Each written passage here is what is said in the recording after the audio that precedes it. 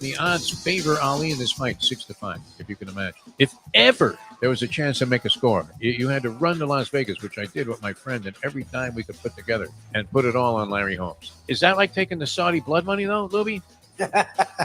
You had to watch one of your idols all time just take an unbelievably ugly beating, and you're yelling in the corner because you have money on it. Come on, Larry! Knock him out! Money is at the root of all evil. Especially when it comes to imagine it. You're rooting for Ali to get. I mean, well, you were just screaming, "Step in and stop it, ref! It's a killing." Right, you weren't saying that. You were saying, "Knock his old ass out." Nah, we didn't need that. That was the biggest gimme I've ever seen in my lifetime. Right, and it's always good to be right in those situations. The time. Wake up with Defo, joined by Lubie. Welcome to the Defo Show. It was like the original photoshopping, Mike Lubie Lubitz. And good morning, everybody. Good to be with you on a very, very soggy Tuesday here in South Florida. Everybody got soaked yesterday. Mike Lubie Lubitz, were you outside at all? I would imagine you probably used discretion as the greater part of valor and remained indoors most of the day, which I did not. Yeah? I usually clean my pool filter. Try to do clean your own pool? Yeah, right now. Oh, that's a mistake. How long that lasts? Because every few weeks, if we swim in it a lot, it gets this freaking murky color, and it's annoying the crap out of me. Yeah. And because I'm actually no, you need to pull down, man. I mean, find some kid that just got into the business that's not going to rape you. They all for like $50 a shot there. It's like, the guy that comes to rake leaves and now he has a blower. Like, I could have done that. But no, it's good to have somebody that has like a little bit of scientific knowledge when it comes to the chemicals in the mix, because you never know, right? And I guess what would it be? Is it subliminal Jewish fear and paranoia, Lubie, that your wife might make off with the pool guy? I don't trying to save the money. In chemicals, I spend like $50 to $60. Yeah. The pool guy, the cheapest one was like 110. So it wasn't for the month. Okay. Yeah. Yeah, but he knows what he's doing, so you can swim in your pool without getting some kind of bizarre Lyme disease or something. Where you can't even figure out, like it is with my wrist and hand problem that I've been having, where you can't figure out what the hell could be causing this to persist like this. How is it possible to still be in pain, my friends? So that was I attempted to clean the filter yesterday, and it rained a lot. So that was that'll do it too. Yeah, the rain, that really screws it up, right? Yes, it doesn't help. I got a big fight with a pool guy who literally pulled 2 leaves out of my pool after one of the hurricanes. It might have been, this is going back a while to the old Defo mansion there. So it might have been Katrina, one of those hurricanes that like brushed us and then devastated other areas. And literally, the guy came and pulled 2 leaves out of my pool. My pool, I was thinking, wow, this is great, man. I barely got touched by this thing, right? I do remember some guy's barbecue grill flying by my picture window there over the intercoastal or the canal. And I was thinking, this isn't good. That might have been Sandy, right? Sandy, because I remember telling my buddy Ira, if that's heading to hit you and it didn't do anything, it was like 400 miles away from where we are, and I saw what happened, I would run. Right now, this is not going to be pleasant and obviously it was devastating for people more in New Jersey than New York, I would say. But Long Island got impacted by it pretty heavily also. Anyway, we all know it could do damage, but and it's not unrealistic for a pool company to tack on. This would be a good one for Let's Eat South Florida if there was a page regarding just services in South Florida. Wow, we're on to something here. How many complaints would you get about, the service industry in South Florida where, what do we know, about the service industry? For the most part, there is no service. Guys here just don't show up, right? I mean, from reputable companies. Yeah. You call somebody that you see advertising on TV, yeah, we're the biggest, we're the best, we're unbelievable. And then, the guy's supposed to be here Tuesday at 2. So you're thinking, all right, 3 o'clock, maybe I'll make a call. Because I'm not the type to, start barking right away. I didn't even want to get into that brief war with my newspaper delivery person who, missed a couple of days. It's like, come on, you know what? If you take the job, do the job. Is that not the approach that everybody should have? If you take the job, I don't care what kind of shitty job it is, do the job. Yep. And do it to your best ability, and you'll find that I don't know, will you enjoy it more, or will you just realize, I can't believe I'm busting my ass for this worthless paycheck? A little bit of both. But yeah, I mean, you'll call a reputable company, and they don't even show up, right? Nothing. And then you call and they go, no, you expected us there today? Yeah, exactly. That's my favorite. Yeah. You have a schedule. You have a Yeah. plan. Since you specified Tuesday at 2, this guy was going to be here. That's my favorite. And then you call another company and they do the same thing, man. Yes. So why don't we start a Facebook page similar to Mayo's Let's Eat South Florida with the Sun Sentinel? Now, that helped that he had that tie-in for sure. The Sun Sentinel promoting this thing probably didn't hurt him any. But over 100,000. But imagine if you were just talking about rating the service industry.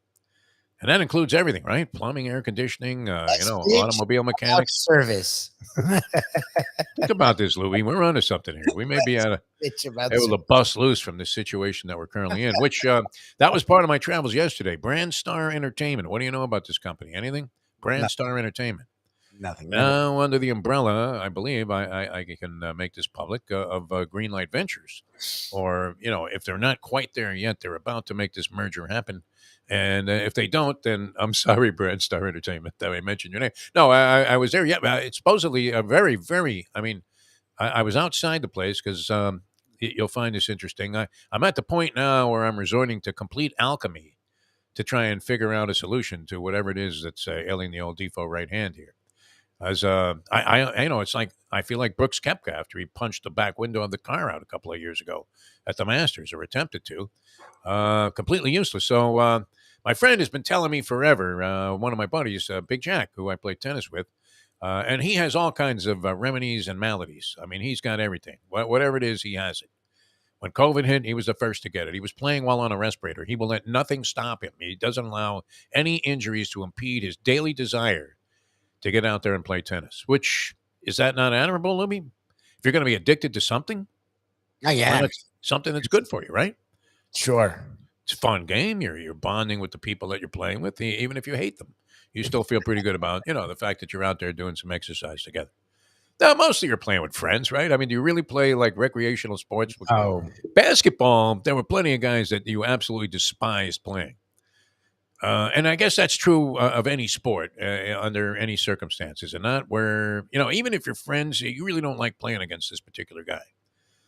Possible, right? In your group, were you always amicable with No, you, Lubie, you'd be fighting with everybody, wouldn't you? When you played with a big group, you might bite somebody. You might go Mike Tyson on somebody. I could see you biting a guy's ear off who had fouled you maybe a couple of times in the balls or whatever. You deliberately, when that stuff starts going on, the real cheap stuff. What do you think? I didn't get physical. I bitched a lot, or I would get bitter. If you're playing a sport like tennis and you're playing with people you like playing with because it's 4 freaking people, or yeah. When you're playing a game of basketball, so you're either doing pickup or you're playing at like a court and it's 8 or 10 people. There's going to be a couple people that you might even like them as humans, but for some reason they are annoying as hell when they're playing basketball. Like, they're very physical. They're awkward. They miss shots. You set them up perfectly. For some reason, there's at least 2 people where you're like, oh my God. I mean, plus it's a physical game. I mean, you're coming in much more physical contact than tennis. Maybe you can have a guy occasionally, try to drill you when you're at the net with a ball. But that's a rarity. And even, when you see the biggest of rivals, you see Kyrgios out there. He doesn't care. He'll fire one at Tsitsipas and try and hit him right in the gut. And then if he barely misses and Tsitsipas gives him the look, and Kyrgios, you know what he says. Fuck you. Yeah, fuck you. Fuck you. Anyway, Brand Star Entertainment. It looked pretty impressive to me. My friend gives me some stuff, and I think, it seems to be working a little bit. It hasn't solved the problem, but eradicated, and a great relief from what I was feeling yesterday. And I don't know what it's made of, Lubie, because he's been talking about some chick named Rosie forever. Okay. Now, what do you think of when you think of a chick named Rosie? I mean, Rosie Ruiz? Like I buy a boxing. Rosie Perez? I think boxing. I think, Rosie, some kind of Led Zeppelin song. But you're thinking gypsies. No, you're thinking Hialeah. You're thinking duplex. You're thinking, you know what? I asked him, I said, when you picked this stuff up, did you buy a suit next door? Big Jack not inclined to be wearing suits, as is anybody, man. I mean, does anybody wear suits anymore besides attorneys? What do you think? Bankers? Yeah, I Money guess people, yeah, money people. politicians. Yeah, people with cash still wear suits, huh? You would think that that would have become a thing of the past, no? In South Florida, it's less than other places because we are like the home of casual wear. But Yeah, I mean, it's not even appropriate to wear a suit out there. I remember watching this schwitzing rabbi who was always hitchhiking on 95. I think I told you about him a few times, Louis. I don't know if people remember this guy. Maybe Andy might, because he would have noticed this for sure. Where for some reason, and I was traveling a lot down to that area south of where I lived here in Fort Lauderdale, and it was like a daily trip. And there was this rabbi out in the middle of, I don't know if he was a rabbi, but he was wearing like the full Jewish garb, like a black coat in the summertime. I mean, it's 115 degrees outside. And this guy's got the big black coat, as if he had just come over from Russia and decided to get into the diamond business down here. Orthodox, And he's got the hat and the whole thing. And, well, we know that, there's some peculiar, I don't know what this is, and I never really got deeply into the, religious tenets of being Jewish. What is the deal when like a guy doesn't shower for a while? Is that, is that a thing? No. they shower. This guy hadn't showered in years, I can assure you, because if you roll down your window, even to blow by him at 70 miles an hour, you got a whiff of gefilte fish like you never imagined. And so this guy was always hitchhiking on the side of 95, though, around the Hollywood Boulevard entrance or exit, always on the northbound side. I don't know where he was going, some temple in Fort Lauderdale, maybe. But yeah, I mean, just prohibitive conditions that you would never want to tempt. Anyway, so this gypsy woman had a formula for Big Jack. He gives it to me yesterday, and I started applying it, and I don't know that it's made the difference. Maybe it's just, is it the belief, Lubie? Because I'm a non-believer in this sort of thing, right? But at what point? I mean, desperation is the mother of invention, is it not? Mhm. Where you just say, I don't care, go ahead, right? They shoot horses, don't they? Although now you don't even want to mention that anymore. And well, once again, we're shrugging our shoulders at 2 another days in a row. nut bag with a gun. What's that? It was 2 days in a row in like a 5-mile radius. Yeah. Louisville, Kentucky, yesterday. 140 of these incidents in 100 days of 2023. That's amazing, right? I mean, fortunately for us, we were only getting pelted with rain yesterday. But I did pick this stuff up, and it does seem to be working. It was a bizarre color, and unfortunately, it's in a jar. I don't know if you've ever gotten, well, you don't have the medical marijuana card, do you, Louie? I have friends that do. So at Well, times, why don't you just go get one, man? Go get some shrink to deem you crazy. And it's great. What? It's the Fugazi licensing of Florida, right? I mean, why doesn't Ron DeSantis deregulate this oh yeah, instead of like everybody can carry a gun? Why doesn't he just say, you know what, you want to get medical marijuana and you want to get it recreationally? Just go get it. We grow a ton of it here in South Florida. In fact, you know what? It's about time we started cashing in on this thing. We wouldn't have to have tolls on the turnpike anymore. honestly, Disney World would be free admission. Well, it may be out of here anyway if Ronnie has his way. But no, it's it's one of those things where you're just wondering why they don't make this stuff more readily available, because it actually works. But the jar that this alchemy substance is in, which Rosie made up to cure inflammation and anything else, right? I mean, if you have a headache, you rub it on your head. It's fantastic. It's in a very similar jar as this tincture of whatever it is, THC, that you can use as a sleep aid, which I can also attest to the fact that it does work. Because, do you not also have very strange sleeping habits, Luby? Morning drive, radio, and or in this now case, streaming, can lead to some really, really bizarre sleeping habits, can it not? It's kind of like why I don't even like, I'll sleep right downstairs here in the room I'm broadcasting from, just because, the disturbance to the Mustang is not worth the limited amount of affection that I display on a biannual basis. I shower differently. Like most people share a shower. Ever since we've moved in together, always use the guest bathroom to shower. Yeah, 100%. all right. Like Because she that's doesn't want your pubic hair she. clogging up the drain. I always offered it because she is not That great. that that's a low point on the show, by the way, to reference your pubic hair. I tried to skate past that. Uh, I don't want to wake her up. She's not great when you wake her up. So yeah. I never wanted Nor to is the Mustang, and nor is she necessarily that easy to get along with when awake, My as you know. a wonderful when awake. When asleep, she sucks. So I don't wake. I do everything I can to not wake her up. So I slink out and go into the other bathroom.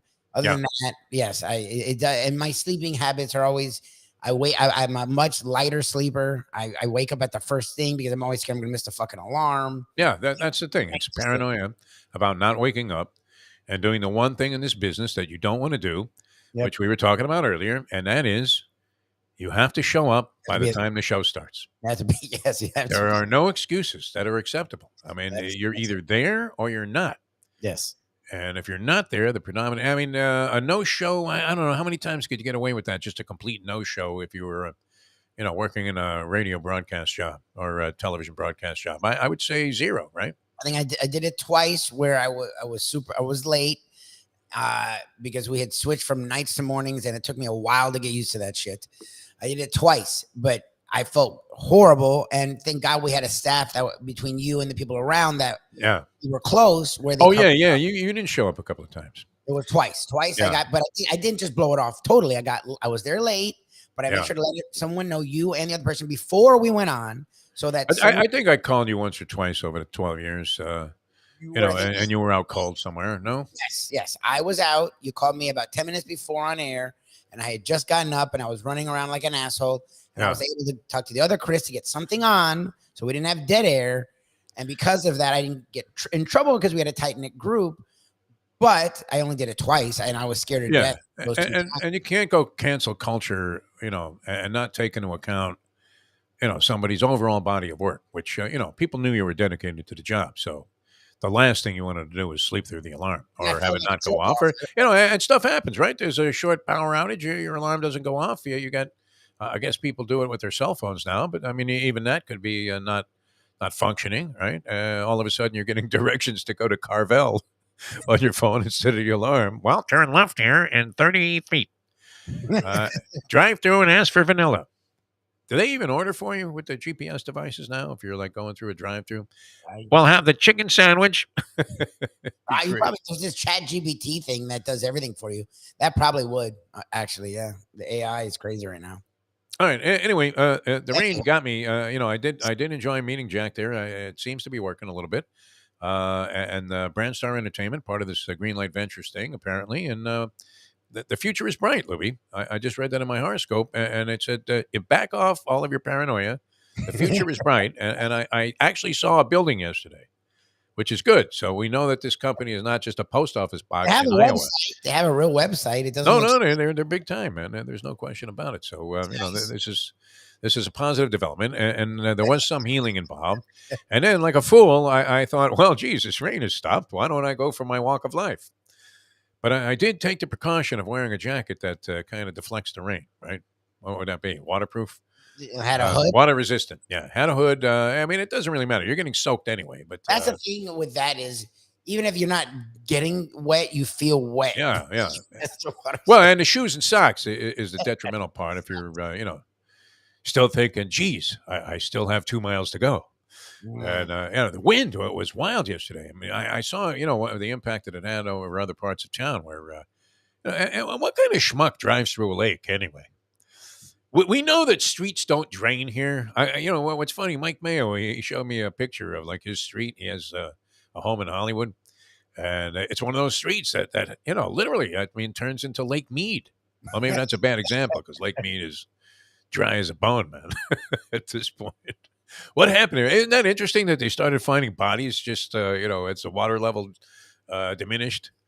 There were like bodies at different layers of what was Lake Mead out there in Las Vegas. So what a surprise, huh? I was going to say either Vegas or Jersey. I mean, casino probably undersold the way things were during the mob era out there. I had a friend whose dad was connected, and he used to set us up all the time rooms, and he was one of those guys that whatever he did, he snapped his finger, and and immediately, like a limousine would appear. Take these kids to my Italian joint. You know the one, and tell Louis I sent them. Right? He was fantastic. I mean, that's how the town was, and it was great. But now with the corporate thing, I don't know. Is it any better, Luby? I guess it does feel like Disney World by comparison to Yeah, where it's you had to just know a guy who knew a guy, so you yeah. could get to see a guy who could lend you a few bucks at 6 points a week. That was great. All right, the sporting world. We have a big one on tap tonight. Mike Lubitz, and I sense your anxiety. I don't know. I guess what Tuesday night you'll be doing a trivia competition somewhere Tonight, yeah. with one eye on the Heat and the Atlanta Hawks, who get it underway tonight in the postseason. I like that we're up in the first game here, where I'm saying we in context of, obviously this is the local game here in town in South Florida, if that's where you're watching us from, which I would imagine most people are. And, I mean, the Heat have had your typical South Florida so-so season. It's not so bad that you can say, oh, my God, Riley has lost it. The old man is senile. Mickey Harrison ought to consider. I mean, is Carnival Cruise Lines tanking right now or something? What's I going don't on think with it's that? doing well. I think it's, remember, with COVID, cruise lines got hit hard. And then after COVID, That people probably had wasn't a good place to be, since that was where we first kind of that's where it realized when started. there were like 180 people out, more than that, like 1,800 people were sitting outside the port Everglades here, and they couldn't bring them in because they were all sick. Remember that? Yep, When it yep, yep. first got going there, and then you're seeing like body bags piling up at New York hospitals, and you're thinking something's up here. And that was bad. Yeah, bad for the cruise industry. They haven't recovered. People haven't run back to cruises. Like people are taking cruises, Seems like they're doing it right. I mean, they they're are, advertising like mad on TV. but they haven't. I guess I don't know if they're still doing it in the way that they were before COVID. Okay, so Namika's struggling financially. I mean, that can't possibly be a situation that anybody would have any concern about. No. I don't think he's personally struggling. I think Carnival's taking a hit, so he off of that is taking a hit. How good must it be to be sitting on that pile of cash, Mike Lubitz? I mean, as the pile is being diminished, hit hard by COVID-19 and all of the different things and restrictions that were in place, and the paranoia and the legitimate fear that, hey, you know what, this isn't a good place to be, right? Those are pretty tight quarters there on the cruise ship. I mean, if somebody's sick, you're getting sick, right? All of those people from Michigan that are at the buffet all day. It's not the dream. Honey, would you like another bologna sandwich, right? Some cat from Alabama. You've been on cruises, have you not? Yes, I have. Yes, sir. And what's your general opinion What's my channel? of the experience? I enjoy. I know you're weird about them. I know the professor doesn't like them. No, I mean, I could see the merit in them. I really can. I enjoy them. I'm not a big gambler, so it's not like I'm going there losing. The my gambling is really secondary on a cruise ship, I believe. Because the thing is, I know the casino is totally impossible on a cruise. Yeah. Like, I don't get killed that doing that, so I don't mind. Like, there's a lot of Yeah. activities. There's food all day. The food tends to be decent in the buffets, and then the restaurants, the food's pretty good. There's drinking if you want it. There's fun. So I actually enjoy cruises. I The don't. pool is weird on a cruise ship, is it not? I mean, as you might imagine. Well, it's just tiny. Yeah. It's It's just wow. weird, man. I like that. And, it's salt water, obviously, because they dumped it in from the ocean. And you're diving in there, and little kids are peeing in there. And, it's kind of, I mean, it's tight quarters. That was the point of this whole thing, right? Tight quarters on a cruise ship. And you're going to come in contact with people. And if, I mean, we've seen it many times where cruise ships, even before COVID, long before COVID, everybody had some kind of weird strain of Asian flu, the same Asian flu that Ronnie Cycli had, speaking of the Heat, Lubie, just to get back into our basketball realm here, when he missed like 43 games that one year with the Heat and was supposedly out with the flu. And you're thinking, what strain of flu is this? Could have been the early. That's where it stemmed from. Fauci. It all came from Ronnie Cycli. The whole COVID thing. It just happened to, be laying dormant there for a long time and then popped up its ugly head. And the next thing you know, we had a pandemic. All right. Do we have to panic like you are, Lubie, over the Heat favored by 4.5 tonight over the Atlanta Hawks? The two teams have met recently as the early portion of March. Mike Lubitz, my research clearly shows here. And the Heat, I remember the situation. It was like, okay, they're still battling, and the Hawks were hovering around 500 at a career. I mean, is that the line? Around 500 all year long. It wasn't something that they were anticipating. They thought they were going to be better, but they never really kind of got anything going this year. And they ended up firing Nate McMillan, who I always thought was a pretty good coach, even though, did Nate McMillan ever say anything, anytime, anywhere, any place? Did he ever speak? Was he capable of speaking? He's done interviews. You just don't remember what he says because he was very about the book, old school coach. I can't remember ever seeing like Nate McMillan speak. Can you? You seen him? I'm sure he did post game, stuff, right? He would have to. Isn't that an obligation? Yes. Yeah. Every game. Yeah, coaches speak every game. Okay. Did he ever say anything? Or was it like going to a Jerry Sloan post loss interview when he was coaching in Utah? He was he was not saying anything. What most coaches, NBA/football coaches say. Oh, they don't want to beat her, man. Not after a loss, for sure. Like Spoelstra's pretty gracious about Riley and Spoelstra talk more and they say more words and they make you feel like they're saying something. Yeah, but it's nothing. If you ever listen back to what they're saying, they said nothing. Is it that philosophical? I mean, is that just all coach? I mean, NBA coaches speak in philosophical terms that yes. I know he's in a little jackpot over that tongue thing with the little kid, the Dalai Lama. I was going to say that of all people, it's like, fuck, even the Dalai Lama's fucked up. The Lama, yeah. I mean, he forget about that. He won't be able to get a job at McDonald's. What are you talking about? You're a freaking Dalai Lama, man. You can't buy a callback. Unbelievable. It was a little weird. I saw the clip of it. To tell you the truth, I didn't find it all that. It kind of set me back a little bit. It seemed a little weird. No. What do you think? Strange. That's very. The thing that was supposed. I mean, it was just the Dalai Lama being the Dalai Lama. You can see. In fact, I'm going to put that up on my Facebook page. That was just the Dalai Lama being the Dalai Lama. That's always the excuse, right? It was just Rodman being Rodman. Yeah, but he shot, a guy, as he was sitting on the bench. Yeah, it's just Rodman. It's just Lambeer being Lambeer. When it's he body slammed Larry Bird. When it's drugs, maybe. When we get to that topic of children, that's usually no. I mean, that's an element of sickness there. That you can't afford a guy, or accord a guy a free pass on that, can you? I mean, come on. Oh no. Total free pass. No. I mean, Dalai Lama may get away within some regard, but it's a big. It made you think there was more to it than that. It was creepy. I mean, I know people have different means of saying hello and goodbye. But yeah, it didn't feel. It wasn't exactly. I mean, he could have just yelled shalom at the kid. Yeah, it didn't. It sent him on his way with a lollipop. Unbelievable. All right, so the Heat and the Hawks, Lubie. That leads us to our analysis of this.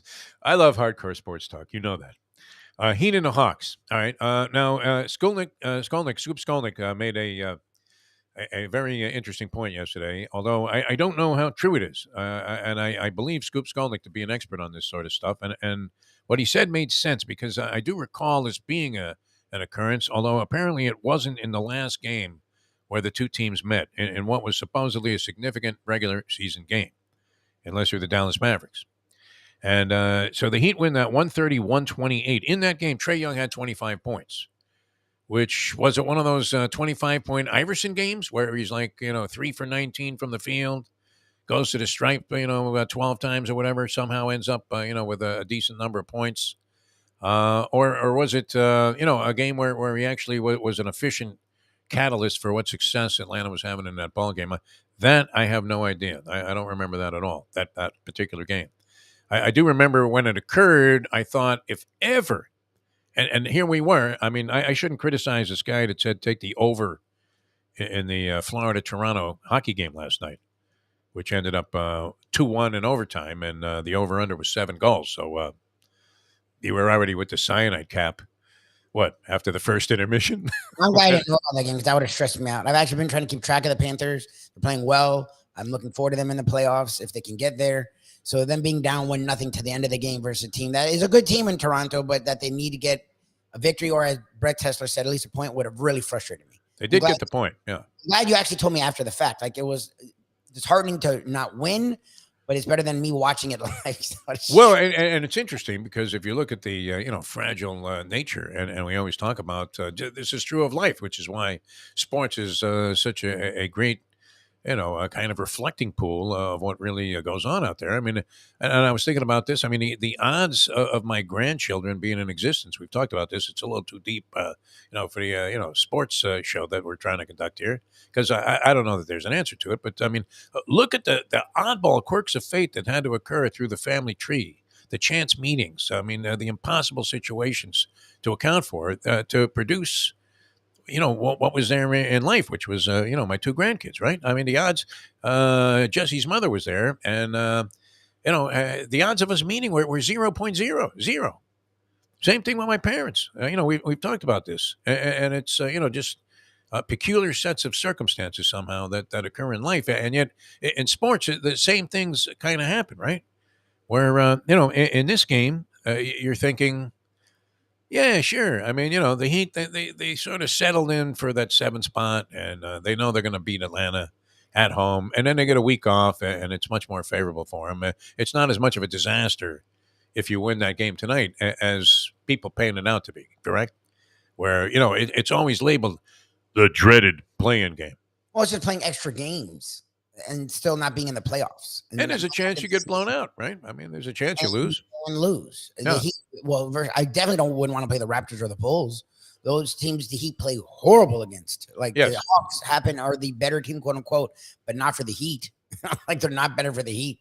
Like the Hawks are better for the Heat, but they're not like what I mean is they're not the better team against the Heat. You actually play the Hawks better than the Raptors and the Bulls. So the Hawks were like a schmanky, dysfunctional team this year. They were.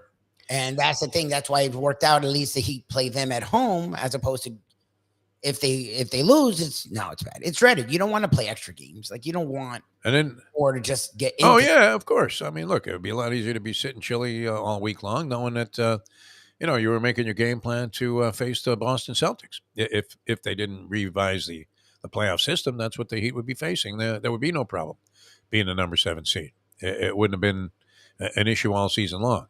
They never could, launch themselves out of it. I mean, were the Knicks really that great, Mike Lubitz? The Nets, I mean, how did the Nets beat out the Miami Heat, a team that was built to be a champion? How is this possible that they have a better season? Now, early on, you would have thought that the Nets would have been favored to win the championship. We didn't know. I mean, we knew that Kyrie Irving was nuts, and we knew that Kevin Durant was, I don't know. I mean, what would you say? Somewhat suspect. He's a great player. I mean, the fact that I guess my opinion is formulated somewhat by something that should be inconsequential. But when you're overreacting to fans on Twitter as a professional athlete, especially a top-notch professional athlete, unless you're just putting them on, I mean, is that not a sign of a little super and hypersensitivity, Mike Lubitz? Does Kevin Durant feel like, and I could see where he feels this way, like he doesn't get his just due? Here we are psychoanalyzing a guy we have never met in our lives. Oh, yeah, that's what happened. Is happening there, Deef? Oh, he said it enough, so we know Kevin Durant feels that way. I don't know. This is just a perception from circumstantial stuff that you could put together that's out there about him, right? Well, people are giving him crap. I mean, and he bitches about everything. He's super sensitive. Yeah. Durant's been very clear about how sensitive he is. And he doesn't say much. I mean, I don't know. Who's more guarded, Kevin Durant or Kyrie Irving? Not Kyrie Irving, Kawhi Leonard. Oh, Kawhi. Yeah. Kevin Durant isn't guarded at all. Kevin Durant is, I don't want to say soft because I think that's mean in this day and age, sensitive. Kevin Durant's sensitive. Kawhi Leonard, you have no idea. Reclusive. I still really don't know what he sounds like. I know he's done interviews. I know you heard him do an interview that one time. Yeah. I really he speaks more than he used to. Okay, I have no idea what he sounds like. I still haven't really heard him often, and he definitely doesn't talk about how he feels or what he thinks. Kawhi Leonard, now Kawhi Leonard's the definition of guarded. He's as guarded as any. Like Michael Jordan and Kobe Bryant weren't as guarded as Kawhi Leonard is. By the way, just a programming note: we will have a legitimate profile of this game tonight, and also the NBA playoffs, a preview coming up with our good friend Grant Long, original member of the Miami Heat. And if anybody knows desperation, it would be Grant Long. He also knows top-level stuff. And yet, I mean, he's on the Detroit Pistons broadcast team. That could not have been an enviable job to try and clean up that mess this year. What do you think, Lubie? Look, you're on the broadcast team on the channel that carries all of the home games in Detroit, Michigan, where even if your team sucks, they probably still care about basketball because they still remember Isaiah. What do you think? Is that applicable?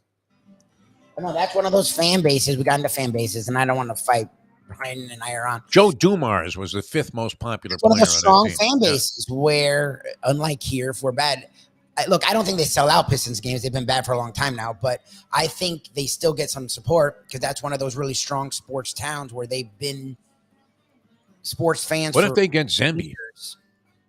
Wemby, yeah. Well, no, they're in the. Does that banish him to basketball purgatory? And all of a sudden, you know, he. Weird if the Pistons have a nice young team. This Keegan Murray kid could play. Yeah. Wiseman, who was a top 3 pick, is playing really well for them. And the Bagley has sort of figured out his place in the NBA as a former number 2 pick. And they have the Cunningham kid who is there and was a number 1 pick. And when he plays, it's good.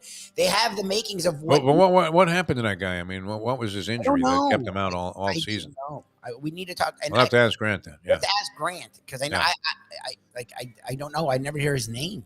You throw the Zemby guy on any team that they immediately, like LeBron, become contenders? I don't know about contenders because he's young and he has to get into his body a little bit. He has to put on some size. Yeah. They become interesting. They become definitely better.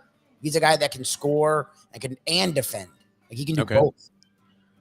All right. Very nice. All right. So we'll have a legitimate preview coming up.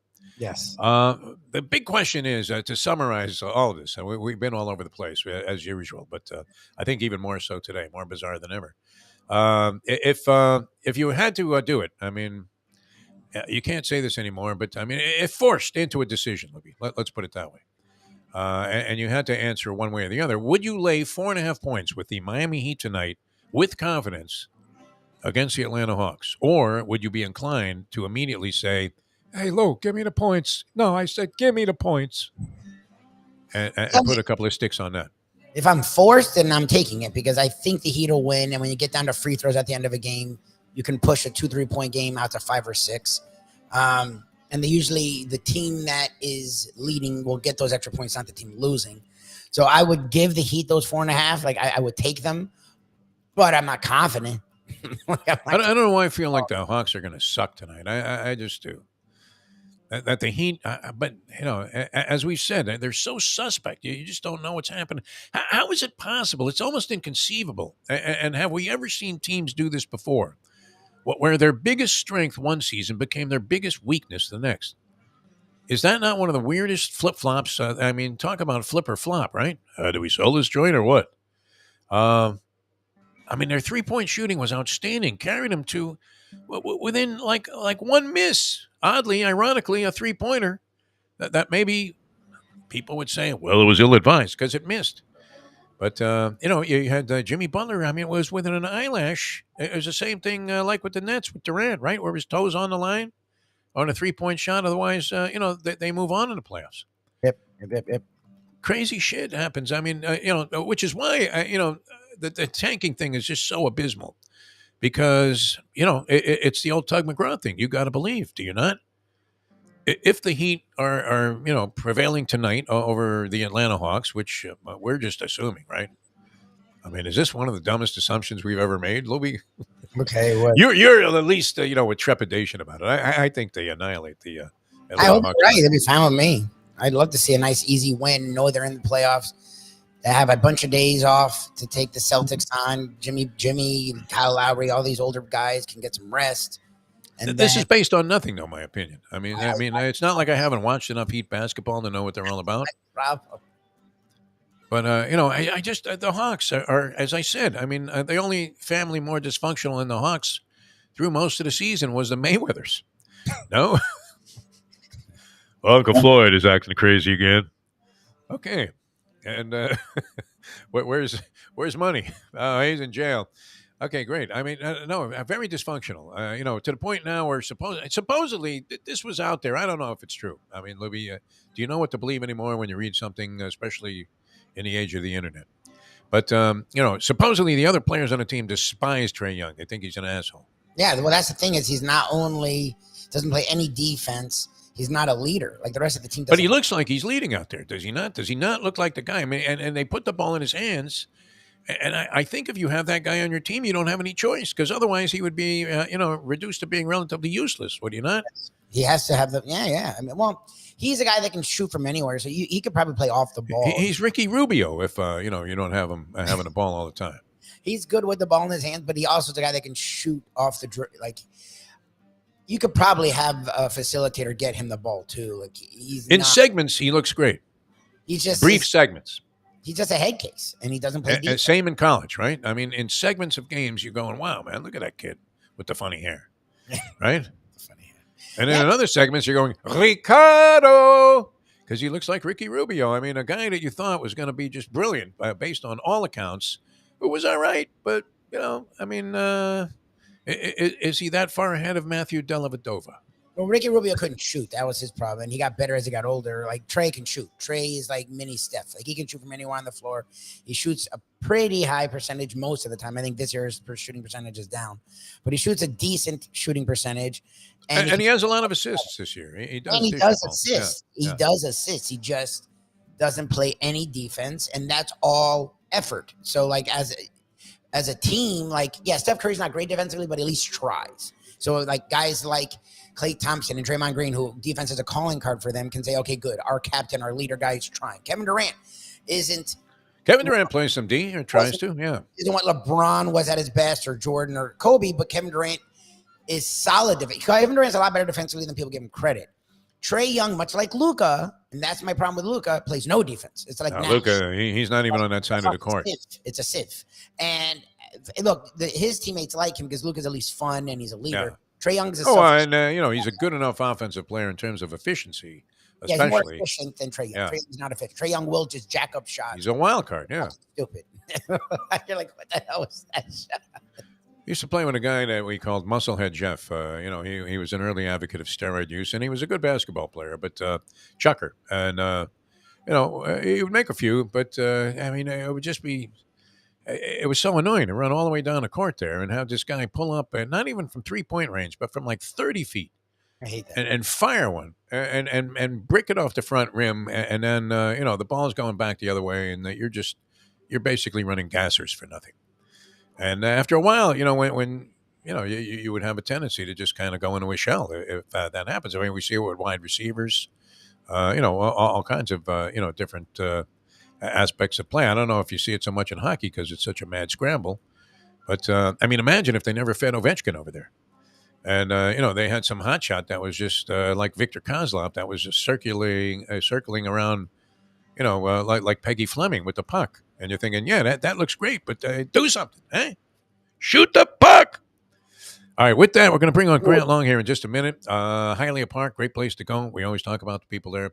They are wonderful. And if you want to integrate the past and the present and make a glorious future, I don't know that anybody did a better job of it than the people at Hialeah Park. Grounds are beautiful, absolutely spectacular. And then you walk into the casino and you feel like, Viva Las Vegas, man. Good vibe in there. I think it's very important to gamble when there's a good feeling in the place. Would you agree, Lubie? You've been in enough gambling situations to know that when, you can smell formaldehyde, basically, when you walk into a casino, it's pretty much, as it should be, tantamount to the kiss of death. You're not going to have a good trip.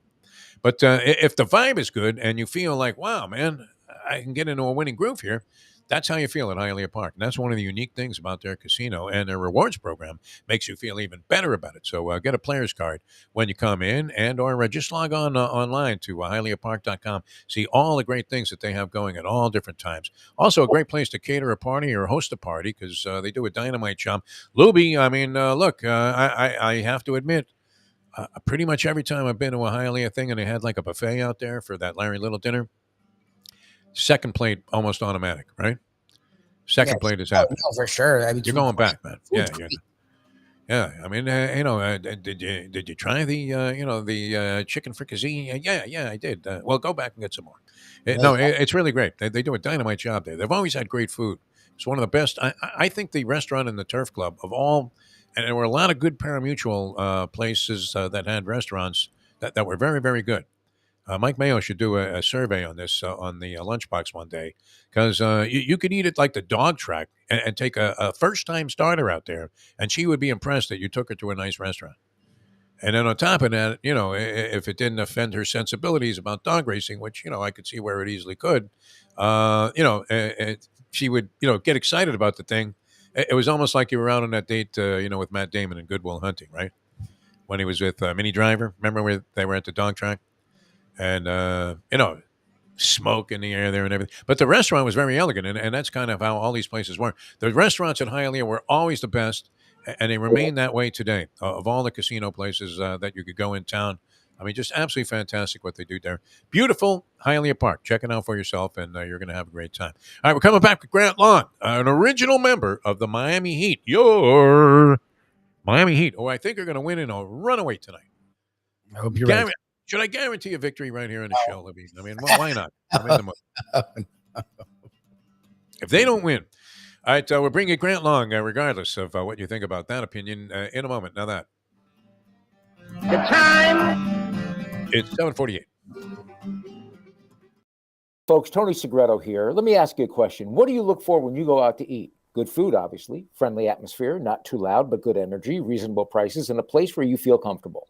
All those ingredients, no pun meant there, are hard to find unless you're talking about the Texas Roadhouse. You see, they encompass all of those attributes. Really, really good food, amazing atmosphere, good for a family, good for a date, or just a night out for yourself, and prices that will make you extremely happy. Their ribs, unmatched. Steaks, hand-cut every day. Everything, and I mean everything, is made on site, including their incredible bread.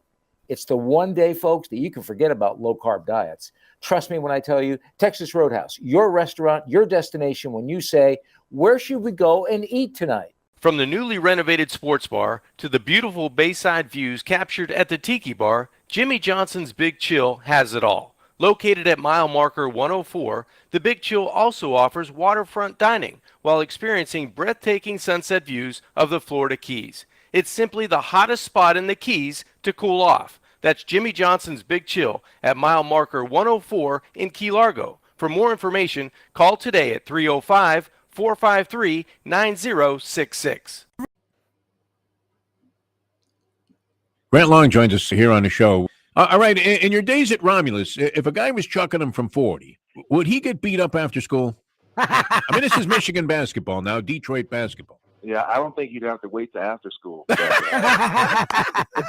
Start your day with a cup of Defo. It's now time for the Defo Show.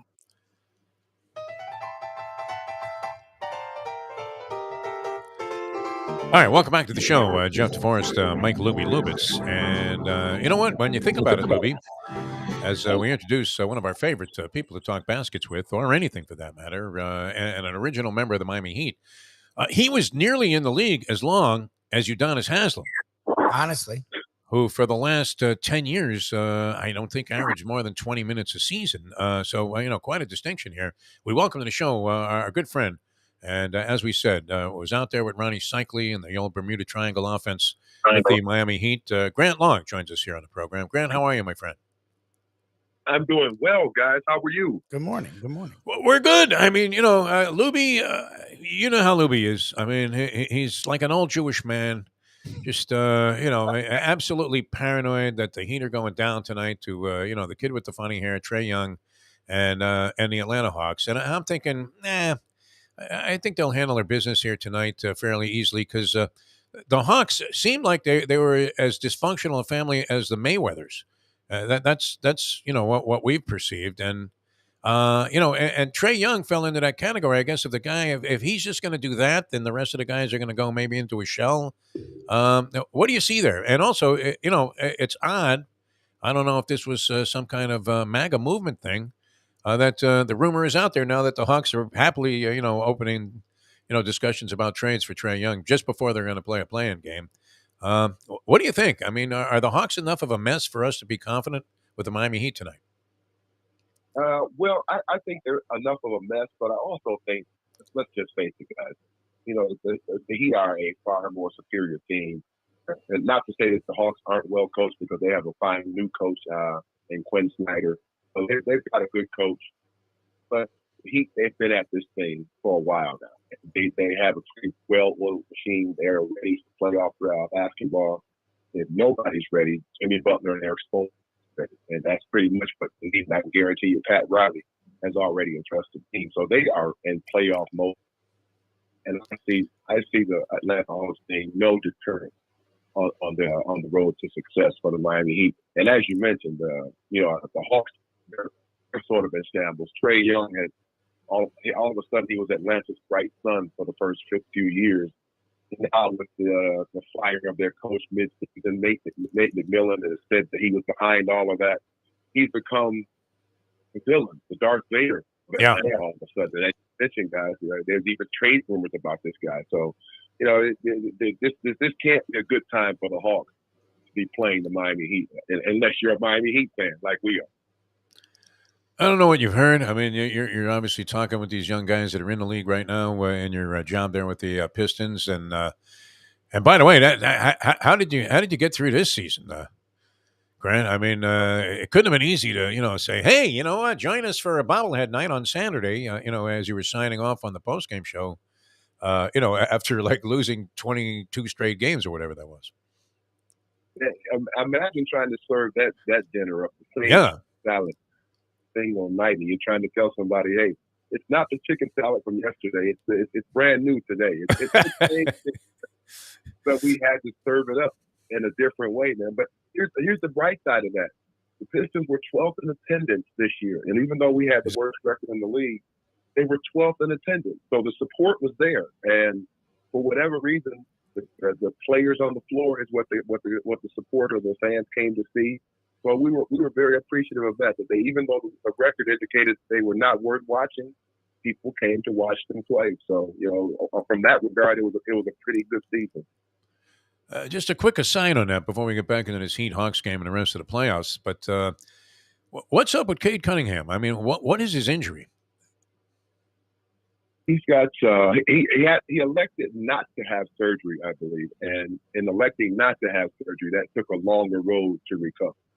If he would have had what was the problem though? What's he dealing with? He's got some contusions along his thigh area and shin. Okay, that's the big deal that's holding him up. So toward the end of the season, I mean, I had a chance to talk with him before a few games, and he said he thought he was ready to play, but didn't want to risk it. The organization didn't want to risk putting him out there on they won 9 games at home this year. They didn't want to put him out there and risk getting him injured significantly more with the season already in shambles. No opportunity for a play-in or a playoff situation. So why risk your number one pick from a couple of years ago? So they just elected to hold him out and get him prepared for the next season. Guy's picked up about 15 or 20 pounds of muscle. He said he's ready to go. He nice. looks really, really. Yeah. What do you, it's funny in your day, this was not a term that even existed, no matter how good or bad a team was. And we've talked with you about tanking. It seems like the play-in is sort of stemmed the tide with the tanking, except for like a year like this year where you have a Wemby, you have a Scooter Henderson, 2 guys that are clear-cut number 1 picks in any draft. And we've seen that word sort of pop up for, the Pistons, the Rockets, the Magic at the end of the year. It felt like that was happening. But it does feel like it's happening less and less. What are your thoughts on tanking? Do you think it's still an issue even with the play-in games in the NBA these days? Yeah, I think it's still an issue. And, everybody's looking for that coveted Victor Wembanyama. But I'll ask you this, guy. I'm going to turn this on its head right now and ask you guys this question. When you go back in the NBA draft, the number 1 pick is supposed to be, I mean, you've lost all of these games. You're the worst team in the NBA. The number 1 pick is supposed to represent a player that is going to change your fortunes, change you back to a winning organization. With that said, I'll ask you, the number 1 pick, how many times have the experts got it right in that number 1 pick organization around? Do you think they've got it right more than they got it wrong? Probably less overall, because those are players that are being touted off what they've done at a very young age, and it doesn't always stack up in the NBA. Plus, I don't know, are all scouts blind in every sport? Grant Long, what do you think? That's my point, Defo. Exactly. Hey, those that's gotta be blind or just reading the newspaper clipping, because there's no way that you could pick a lot of these guys at number one and think that they're going to change an organization's fortune, and all of a sudden they give you nothing. You got guys. Kwame Brown, yeah, one of the greats. Yeah, you got guys at a number one pick that you could have taken in the second round, Sure. Or not taken at all. Or not taken at all, and yet these scouts still have a job. I don't know how that's possible. Well, we were talking about it yesterday because, unfortunately, we have to follow the Marlins here. And I'm thinking, well, what are they using as a scouting service? I mean, these guys have to be 6 feet under. They'd be coming up with these stiffs constantly. That'd be the only way that they would have any connection to these players. And it's like year after year, it never ceases to amaze how scouts are almost perpetually wrong and consistently so. All right. Did you ever, by the way, did you ever hear Nate McMillan say anything? Ever? I mean, like, did you ever have him on a post-game show or anything after playing the Hawks or any of the teams that he coached? He's got a very good coaching posture. Most of the time I see Nate, he's got his arms folded, and he's got a look about him that says, you guys are doing this wrong. Yeah. He just never looks happy, McMillan. Guys are doing this wrong. He was that way as a player, too. He was a very good player, very effective guy, a catalyst for a lot of good. Yeah, this guy had lemons for lunch and dinner before the game. He had a smile on his face every time you looked at him. His camera posed or took a shot of him, arms folded, and very, very unhappy about what was going on the floor. But at the same time, the guy's a good coach. I like him. Yeah. No, he had, more than a modicum of success at every stop that he coached at, and seemed to have the Hawks playing, a decent brand of basketball. And then this year, I mean, I don't know that they, have a parallel with the Heat. Lubie is, as you can imagine, just crushed that the Heat didn't take a step forward this year. This was a weird thing that occurred to us. I don't know if you've ever seen this in the game of basketball or any other sport for that matter, where like a team's biggest strength one year with essentially the same personnel coming back the next year became its biggest weakness. And that seems to be what happened with the Miami Heat. That their 3-point shooting carried them, I mean, within an eyelash. I mean, just an in-and-out burger away from Jimmy Butler from beating the Celtics and going to the NBA championship round. And this year, it was Brick City. They needed Mason cards to get into the building, which is a weird flip-flop because it's essentially the same guys. Well, Mike Miller's not coming out of that locker room. So but if he did, he would maybe give us a better chance of making a three. Even with one shoe on. Who remembers that? When he in the finals. But listen, guys, were you in the Rex Chapman game, Grant, or were you already gone from the Heat by then? I was gone, but I knew exactly what you're talking about. Yeah. I think he was in all those trades. That's right. Yeah. I mean, that was where Rex went nuts, and they beat the Chicago Bulls because I think Michael Jordan was gambling in the Bahamas until like an hour before game time, and then came in by seaplane and pulled right up to the arena in the plane with his sneakers on, and they were wet. That was one of those games, though, in the Tankathon. Now, it's kind of interesting because we saw a bunch of that where the so-called scrubs were beating, the team that they were, supposed to lose to. And, so that happened, a little bit at the end of the season. But anyway, I mean, so is there any way you see this, going the Hawks' way tonight, Grant Long? What do you think? Because, the Heat, like you said, just seem to have a superior roster overall. Well, hopefully their shooting won't, depart from them on this game tonight. But I think it's playoff time. And although you do everything right, and sometimes the shot still doesn't go in, but the Heat have enough shooters that if one is firing blanks, then there should be some others that are ready to get there off. But we'll see. As Coach Herm Edwards likes to say, it's why we play the game. So that's what we're looking forward to. Like I said, I know the Miami Heat are well coached, and Jimmy Butler and Pat Riley and Spoelstra will have these guys ready to go. You go all the way back to, Dwayne Wade's last game last year or whatever, and then you go back to the bubble and how well the Heat played. They've been on a pretty good roll since then. They've been very competitive, and it's time for them to have a breakthrough. It's going to be a tough breakthrough for them. But I think they measure up with the tough Eastern Conference. I think they do. All right, Lubie's got something to shoot at you, Grant. We appreciate your time. I hope you have a couple of more minutes here because we have a few more things we'd like to get to if we can. Lubie, go ahead, fire away. When you look at the rest of the East, it's funny. The Celtics, I know, started out strong, made all those moves in the offseason. The Sixers have been pretty consistent, actually, with Harden being willing to be the number 2 guy and has been really good at it all year. And Embiid seems to be the MVP at this point. It still feels to me like the Bucks are just clear-cut above everyone else, especially now that Middleton looks like he's going to be okay for the playoffs. When you look at the East, how do you think it shakes out? Well, I had Boston at the top. You know, from the very beginning, I thought it was their year. I said early on that Jason Tatum would probably be the MVP of the league, and I was supported by that when he got the MVP of the All-Star game. Although we know that that's just entertainment, but he was still able to get that. And I think he's trying to get the MVP of the finals or the league MVP. And if he gets that and then gets to the finals, he'll probably be the MVP there. A lot of those things I look at, and I think it's measuring up that it'll be Boston perhaps. But like you mentioned, Lubie, the Bucks, you can never count them out because they've been there. They understand how to win. They've got the two-time defending defensive player of the year. They've got an MVP and Giannis. When he's healthy, you know, there's not a whole lot of teams or a lot of defensive teams that are going to slow him down or do anything to prohibit him from scoring and being effective. So you have to look at the Bucks and say that they've been there. Over the last 5 years, they've had the best record in the league, probably 4 of the last 6 years. So they play a winning brand of basketball, and getting to the playoffs is what they play for. This is their time of the year. So it also makes it very competitive in the East. And then you mentioned Philadelphia, you know, Harden taking a back seat. And here's my reason I don't think Philadelphia can win. In a league that is built on three-point shooting, how many teams across the board rely on their big guys? Philadelphia is one of the teams that rely heavily on their big guys. He's the guy that leads.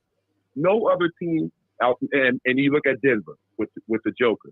Those guys, Anthony Davis with the Lakers, probably 3 or 4 teams in the league that rely on their frontline guys to win basketball games for them. Everybody else is a three-point shooting team. That's why I don't feel like Philadelphia. And they may get going here, but I just don't see them going very far because they're not a bona fide three-point shooting team. As you can imagine, I mean, I don't know if they're delusional. You know, I'm looking at the Knicks season overall. I mean, what was it that great? They finished 5th, you know, in the Eastern Conference, and now meet the Cavaliers, who, you know, were surprisingly good early in the season and managed to sustain a level of play that put them in behind, you know, 3 very good teams in Milwaukee and Boston and Philadelphia. Of the series that are out there, is it not also Phoenix and the Clippers in the first round? I mean, some interesting first round series. So, what are you looking to for you know, the entertainment quotient, Grant Long? You know what? I like that New York Cavaliers series simply because it's New York, and the expectations are so high anytime New York is in the playoffs. But again, that's the New York media and their fans, you know, drinking the New York Knicks. They've been good.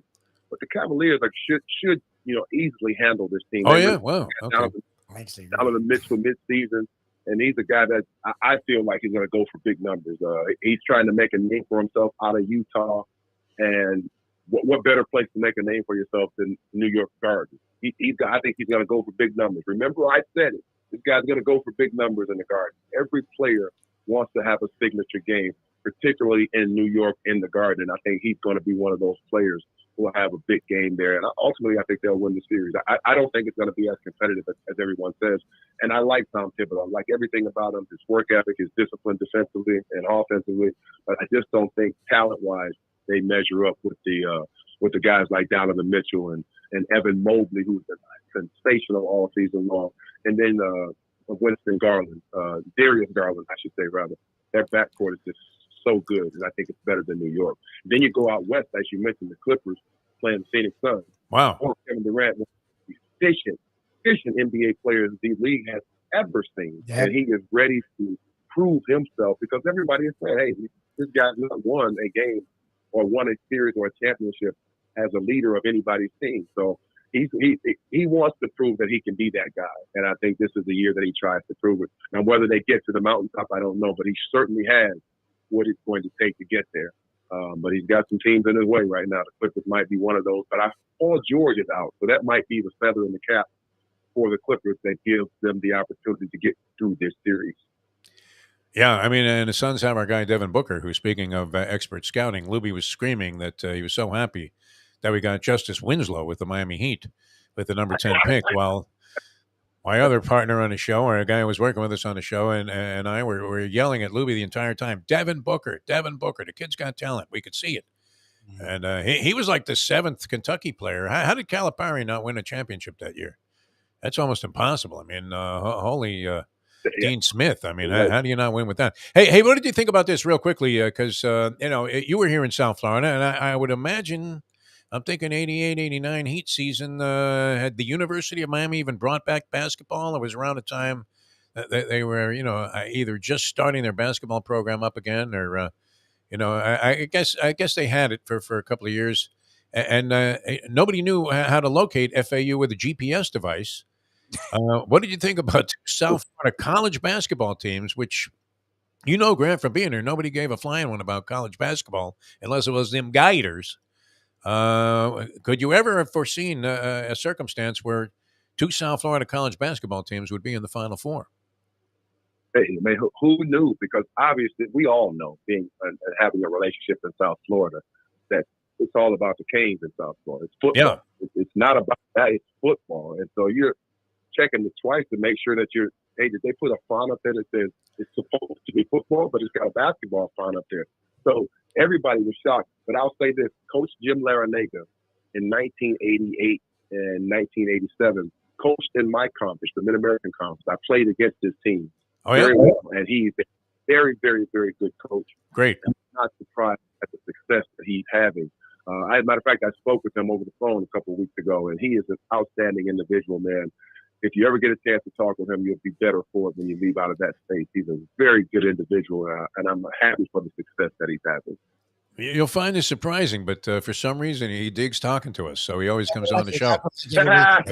He's like a frequent guest, as you are, because we just love the conversation, and it's just a weird connection that you have sometimes, where I think the relationship was kind of solidified and consummated when I mentioned some obscure guy that I used to play ball against when I was 16 in a Long Island park. And it turned out that was, Jim Larinaga's arch rival in high school. And was, and he knew everything about this kid, and nobody would know who this guy was. If you even look him up, the guy's name was Eddie Malloy. And if you look him up, like Wikipedia, the guy, Google the guy, a referee in the NBA comes up. But that's not him. The guy doesn't even exist anymore, even with cyber technology. You couldn't find anything. And Larinaga comes on and goes, he couldn't go to his left, but I tell you what, he was fantastic. We love Larinaga. His success is well deserved. I mean, and the spirit of this guy. I don't know if you remember this, Grant. I mean, around the time he was hired here, there were people that speculated that, wow, well, what a bad move by the University of Miami. What they need is a new young guy, like a Dusty May type would be now, that they needed somebody like that to come. That Larinaga, at like 61 he was at the time, was too old for the job, if you can imagine. Yeah, he's a basketball lifer. And as you mentioned, that doesn't surprise me that he goes all the way back to this Malloy guy and says, I know exactly. He remembers everything, every detail. Yeah, he loves basketball. He loves teaching basketball, especially the young folks. And I think that's why he's never made the move to go and be a professional basketball coach, because I think he really enjoys teaching basketball and life skills to the young players in college. I see him going to high school before I see him going to the NBA. He's just a good teacher and guardian of the game of basketball. And I think he loves the way when it's played right. And he's one of those guys, almost like Larry Brown, who's going to make sure that guys or players are getting taught the right way and the fundamentals of the game, which is very important today. Well, and he's not oppressive, in terms of, trying to dictate a style. I mean, he lets it, he lets the team let it fly. I mean, they're running. It's not some stodgy old offense that you would think, that an old school guy would have in there, where they're running backdoor picks and you're waiting for Bill Bradley to hit a jumper. This was wide open though, his style. I bet Lubie could play for Coach Tim. Ah, I bet he could. It's possible, yeah. Because especially when they put that press on against Drake. Imagine Lubie, just salivating, to go ahead and try to swipe one there in the back court and get a layup and get you back into the ballgame. Grant, it's always a pleasure, my friend. What do you have planned for your off season here? You're going to be involved in anything with the Pistons or inside the NBA? Just ready to see what's going to happen. Like I said, I think everybody who tanked this season, if you will, everybody's excited about who's going to garner that number one pick, and obviously the Victor Wembanyama, who's going to get him, where he's going to go. Nobody's seen a player up at 9'2", 7'5", can shoot the ball, handle the basketball, but as thin as a toothpick. But the guy's still very talented, and I think that's will be my to find out where he's going and what team, all of that. That would make my summer. Only I could lose this bet. I laid 5,000 to win 100 that Zemby would be the number one pick. So unless he's like in a car crash or something, God forbid, or has some catastrophic thing happen to him, he will be the number one pick. That would be the only way I could lose the bet. Like if a tree fell on this guy or he got hit by a coconut while he was walking in the wind. But it can happen. It can only happen to me, Grant. And that's why we love you coming on the show. Of course, you'd be friends with Jim Larinaga, who is also one of the greats. And thanks so much. Excellent stuff. Will you join us a little bit throughout the playoffs? Because Lubie is psychotic about the NBA playoffs. He loves it more than anything. And I know you enjoy it as well. So it'd be a pleasure to have you on again a couple of times before we decide who the champion is. Let's do it, guys. Let's do it. All right. Thanks so much, man. I appreciate it. Excellent job. That man is great, man. I tell you what, he knows his stuff. I mean, yeah. So Cade Cunningham, that makes sense. If he was going to come back from an injury and still be able to play, why bring him back? When you're in a hopeless season and you're, very much inclined to believe that it's much more favorable. You notice they didn't get rid of Dwayne Casey; they kicked him upstairs. Yeah, he's going to be in the front office. His option. His option. Oh, he doesn't want to coach this. You just buried a team that supposedly had all of this young talent that you could blend together. I mean, and some legitimate stars, right? And, they were horrible. They come down the stretch. I mean, I think about, you talk about the Arazi Shuffle, man. They were doing a moonwalk down the stretch there. They lost like 23 out of their last 24 or some enormous, atrocious They went for it. No, they went for it because they had enough talent to be interesting and win games here and there, and they said, fuck it. we're no way we're playing Cunningham. Well, there's like, if we're here, and that the funny thing is, I wasn't mad at those teams. Like, this is Adam Silver's league. Once you got to that point when there was like 5 games left or 10 games left, if you leaned into it, I was like, look, Wemby and Henderson are legit. So I can't really be, and even the kid from Bama, like if you can get him as your 3rd pick, he looks like a legit guard. They can skate on all this stuff, which I guess it seems like he's going to skate on it. Don't you like it though when the team with the worst record does not get the number 1 pick? Oh yeah, it makes me happy. I love that. That's the most interesting thing about the draft lottery. 100%. The ping pong ball drawing, and then the fact that I'm going to miss this. I guess it's been a few years, right? Well, when did Elgin Baylor check out? A while ago, right? Wasn't it the great Elgin Baylor, number 32, right, for the Lakers. I think it was the last year or so. Check it out for me, if you will. Elgin Baylor, and wasn't that great? I mean, because the Clippers. What would routinely get screwed. I mean, they would have an absolutely horrendous season. March 2021, so 2 years ago. Okay. And Baylor would be sitting there stunned that they didn't get the number 1 pick. He was the unluckiest man. If it wasn't for bad luck, I wouldn't have no luck at all. 100%. All right, that was great talking with Grant Long. I feel invigorated about the NBA. I don't know why. I'm convinced that this will be an easy one tonight. The Miami Heat will move on and face the Boston Celtics, who will they or let's not get ahead of ourselves, right? And even if they lose the game tonight, they then have the winner of the Raptors Chicago Bulls game, which who has the home court on that? The Raptors. Raptors, I would think would be a tough team in that spot. No. Raptors, I think, are the 9. Let me see. It's I'm whoever's. going to say Raptors. Actually, I have it right here. Why am I asking you, Olivia? I'm sorry. It's the Raptors. Yeah, they're the 9. The Bulls are the 10. Raptors favored by 4. Raptors played actually pretty well. The funny thing is, the Raptors have a lot of talent. Like this guy, Pascal Siakam, man, he's a legit star. Van Nobody Vliet, talks about him. Oyenobi, the kid that all he play fans want. They actually have a lot of, I don't know what happened to them. I think they had a lot of injuries with Van Vliet and Siakam, and I think they started really slow. But at the end of the season, they played really strong because they were way under 500 and they finished over 500 or at 500. Like they actually played really well down the stretch, and they beat the Heat pretty handily down the stretch. So yeah, I would very much hope the Heat get through tonight, because you do not want to face a Raptors team that's played pretty good ball down the stretch. Yeah, I don't know why. I mean, for some reason, Nick Nurse seems like a great coach. I mean, he coached them to that championship that year. He did a great job. Came kind of out of nowhere, right? You talk about came out of nowhere. It was his first year. Yeah, did a great job. Kawhi Leonard was dynamite that season. Of course, we knew it was a one-and-done situation there. It was very Calipari-esque. As he was only going to be there for 1 year, and no matter what loyalties he expressed and how much love and respect he had for the people of Toronto, guess what? It's not Los Angeles, my friends. Well, the taxes are just nuts, and California's taxes aren't great, but Toronto's taxes are supposedly. California has a state tax. I think it's a rather egregious one too. Like it might be no. New York state tax was what, 8%? I don't know. Or is it higher? It was 10%. California are rough.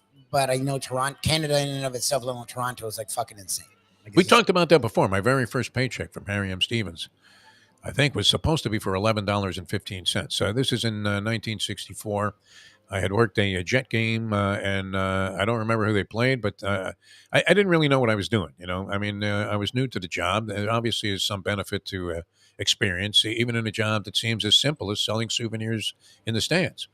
All right, but there were a lot of tricks to the trade that you kind of had to get used to, including inventing some, like we did with those Borden's kids in the yearbooks, right? Where we literally had made like racked up $200 in sales before the game even started and cleaned out all the money that was available in the upper deck. It was like winning, like a pick 3 pool. You take down the entire pool. Absolutely fantastic, but. No, I mean, there was a lot to be said for knowing the so-called tricks of the trade, Mike Lubie. It was always advantageous. All right, at Jimmy Johnson's Big Chill, they know the tricks of the trade when it comes to putting food together. And we still have to get Mike Mayo down there. But if he would make a face yesterday, did you see what this kid was doing on the show yesterday, Mike Mayo? I mean, he got back in the good graces of his ex-wife. Yes. She invites him to, I mean, this woman could flat out cook. That could not have been the reason for any kind of irreconcilable differences. The cooking, do you see the pictures they post? And Mayo takes a good food picture. His ex-wife is a gourmet, and she goes all out. Wow, yeah. I would want to be in her good graces too. The fact that he's been able to somehow not totally sabotage that through the years is impressive. Even though he tries every chance he does, gets. every possible thing that he can to go right back into the doghouse. Dumbass. Look, yeah, he's the Kyrie Irving of relationships. Let's put it that way. Like, look, if he had a new lady friend, I get it, but he doesn't. He's not trying to have a new lady friend. He enjoys being single. Then yes, don't ruin that, because she is the mother of your daughter. You are co-parenting, and she's a great cook and enjoys having you come over to eat her food. Why would you mess with it? And it's good, a little family get together. Oh, it's cool that look, your whole family, Jesse. Well, especially since neither, I guess, party is involved with anybody else, as far as we know. I mean, we know Mayo isn't, and don't know about his ex-wife Michelle. But anyway, I mean, so she cooks this feast with the finest of ingredients from the Delaware Chicken Farm and Seafood Market, which she went to herself. He didn't even have to schlep over there, nothing. Yes, right. Just show up with a bottle of wine. Okay, thanks, Mikey. And he made a face about something, didn't he? Always. Yeah, he always. Yeah, he's like, well, when the mushrooms were a little overcooked. It's like the mushrooms. By the time, who even remembered eating the mushrooms when you were eating, like, the stone crabs and lamb chops? And wow, that's really testing. So do we bring them to Jimmy Johnson's Big Chill? Because they're fine sponsors of ours for a couple of years now with John Kajemi. And Dominic does a great job. I mean, you could not be dissatisfied. I guess there could always be a time where you find a way to fetch about something, no? Oh, 100%, yeah. They're too busy, so the bartenders take a little too long. Okay, well, that's a good problem for them to have. Yeah. But in general, I mean, especially by Keys standards. I mean, think about this. I enjoyed my Service is like top notch. You would think you're at the Ritz Carlton there, only in a casual setting. And when you see the shots in the video commercial that we play, if you're watching the show on video, the video stream, I mean, it's one of those cases. It really is where the brochure doesn't do the place justice, even though it looks exquisite. Yes. Right? Like the sandals commercials always make you want to go to sandals, even if it's going to cost you, beyond the scope of your wildest imagination in terms of cash to go there. And then when you get there, it isn't quite as romantic as maybe it's the company, but it doesn't look quite like the brochure. The beach is the pool is kind of schmanky. Yeah, you can get a drink in there. But you know what I'm talking about. But in this case, it's just amazing. I mean, when you get down to Jimmy Johnson's Big Chill, it really is overwhelming. I mean, beyond your scope of your wildest imagination, how spectacular of a place it is, and everything on the menu is great. The drinks are, if you want exotic drinks, they have that. Frozen drinks or whatever it is. I mean, you want something that's going to knock your eyeballs out while you watch the sunset, you have that too. And then, if you're not driving anywhere, that's good. If you're staying in town, that's one thing, and you can come back, the very next day and dine all over again at Jimmy Johnson's Big Chill and have something completely different, and that is as satisfying as any meal you'll have anywhere in the Keys. Mile marker 104, the Overseas Highway in Key Largo. We're hoping Mayo doesn't make a face when he tries the Italian. How could you make a face except of satisfaction after trying out Italian fisherman pizza? I would have to say I was skeptical, like Jim Sarney. You're like, what is going to be on this? And everybody said, you have to try this. And so I did. And it was absolutely beyond the scope of anything that you could have considered to be great. It was fantastic. And even the next day, Lou, because I was lucky enough to have, you were sleeping in the back seat of CJ's car, right? CJ Spiller. Now, CJ He has like a Rambler that doesn't run anymore that was parked outside. Typical Keys thing with like 3 tires on it, and that's where the people are living. He was very considerate. He had like a couch, the chaise lounge, but the chaise lounge part, it's usually a couch, and then there's the end that's like the chaise lounge. He had something like that was meant for just watching TV. It wasn't meant to sleep on. Oh yeah. I attempted to sleep on that, so I appreciate. You were a little grumpy those days, but it was not comfortable. Yeah, you were staying in a palace. Well, we didn't know if the radio show was even going to come off on the air. We weren't sure, and then it rained, and we were outside one location. It was like dark. We didn't even know how to turn the lights on there. And, fortunately, the lovely Amanda came and helped us right away. But we ended up having a spectacular time at Jimmy Johnson's Big Chill. And the accommodations were overwhelmingly great. While Lubie was scrunched up in a fetal position in the corner of some guy's bathroom, I was in the plush luxury of like a 3-bedroom suite. Like 3,000 square feet. I'm like, that's a big ass home. I'm like, what condo is this? I have never been in a place as spectacular, honestly, of any kind of accommodations. Are you kidding me? I'm like, I'm sleeping. Where I wasn't in my own place, Amazing. And eclipsed anything I could ever dream of owning. I mean, in terms of, a personal place to live. That was fantastic, man. Right on the water, too. Looking out there. Got the music going, a little steel drum action. It was great. Jimmy Johnson's Big Chill, mile marker 104, the Overseas Highway in Key Largo. Look into it, people. Right? I mean, were you ever, tempted to just stop and eat something at a gas station there in Florida City on your way down to the Keys? Where you're thinking, I'm getting a little hungry, but I don't want to waste my meal on like one of those plutonium encased sandwiches from the gas station. You'd rather not, but it's a long drive. And if you don't know the inroads, then it can look like there's nowhere to go until do they have a Wawa gas station there now? No, or like one of those ones with the upscale food offerings? I haven't done the Keys in years. We went to literally the first couple Keys, and I had no reason to go past that once I found Jimmy Johnson's. Oh, yeah. No, I don't like going that deep into it. I mean, Isla Morada is about as far south as I want to go. And I love Key West when you're there, but I haven't been there, and it seems like a half a century. Yeah, it's been a long time. I mean, it's been decades. I tell you what, the Nuremberg trial, that guy just checked out. Did you see that? The last guy? Yeah. He was a real hero in my book. Yeah, no, great guy too. Lived to be like 103 and deserved it, did he not? Deserved that longevity. That was great. All right, we're going to try and preserve ours and continue with the program here. I mean, do you want to talk pucks? Is that something I should get into? Was bitching that we were talking too much Heat-centric NBA. He wants to hear. Well, Sarney probably wasn't watching the WNBA draft, which I was. Yes, he does. He wants to hear about the possibilities of the South Florida getting a WNBA team, which are 0.0. He wants to hear about the draft. He wants to hear hockey. Very dramatic, the draft last NHL. night. Yeah. I'm like, okay. That Aaliyah Boston was the Zemby of this draft. It's Wemby, by the way. It's Wemby. Wemby, yeah. Why am I saying Zemby? Zemby. I think Zemby was a nickname for a jockey that we had like that. Come on, Zemby! All right, Zombie would be more appropriate here. Heat 3-1 during the regular season against the Hawks there, just in case you were wondering. Cats lose 2-1 last night in overtime. Could have clinched a playoff spot as the Islanders improbably lost to the Washington Capitals, who had nothing, nada senor, to play for, my friend. Absolutely nothing. And they come out and shoot. I mean, imagine how deflating this is. Holy Al Arbor, man. How do you feel if you're an Islander fan? Are there still loyal Islander fans out there? What would you say, Lubie? You don't hear as much about it. I mean, we've got to be friends with Brian Trottier. Yes. Through unfortunately, venture. Another failed business venture. I don't know. Did those guys ever get that thing off the ground?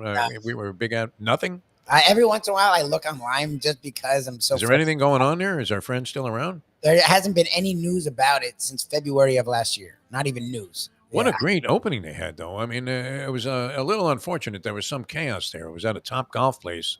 Yes. Down, what would that be Doral. called? The Kendall, Doral area, yeah. Doral. They're building a Top Golf by the Harrah's Casino also. Is it that popular, Lubie, Top Golf?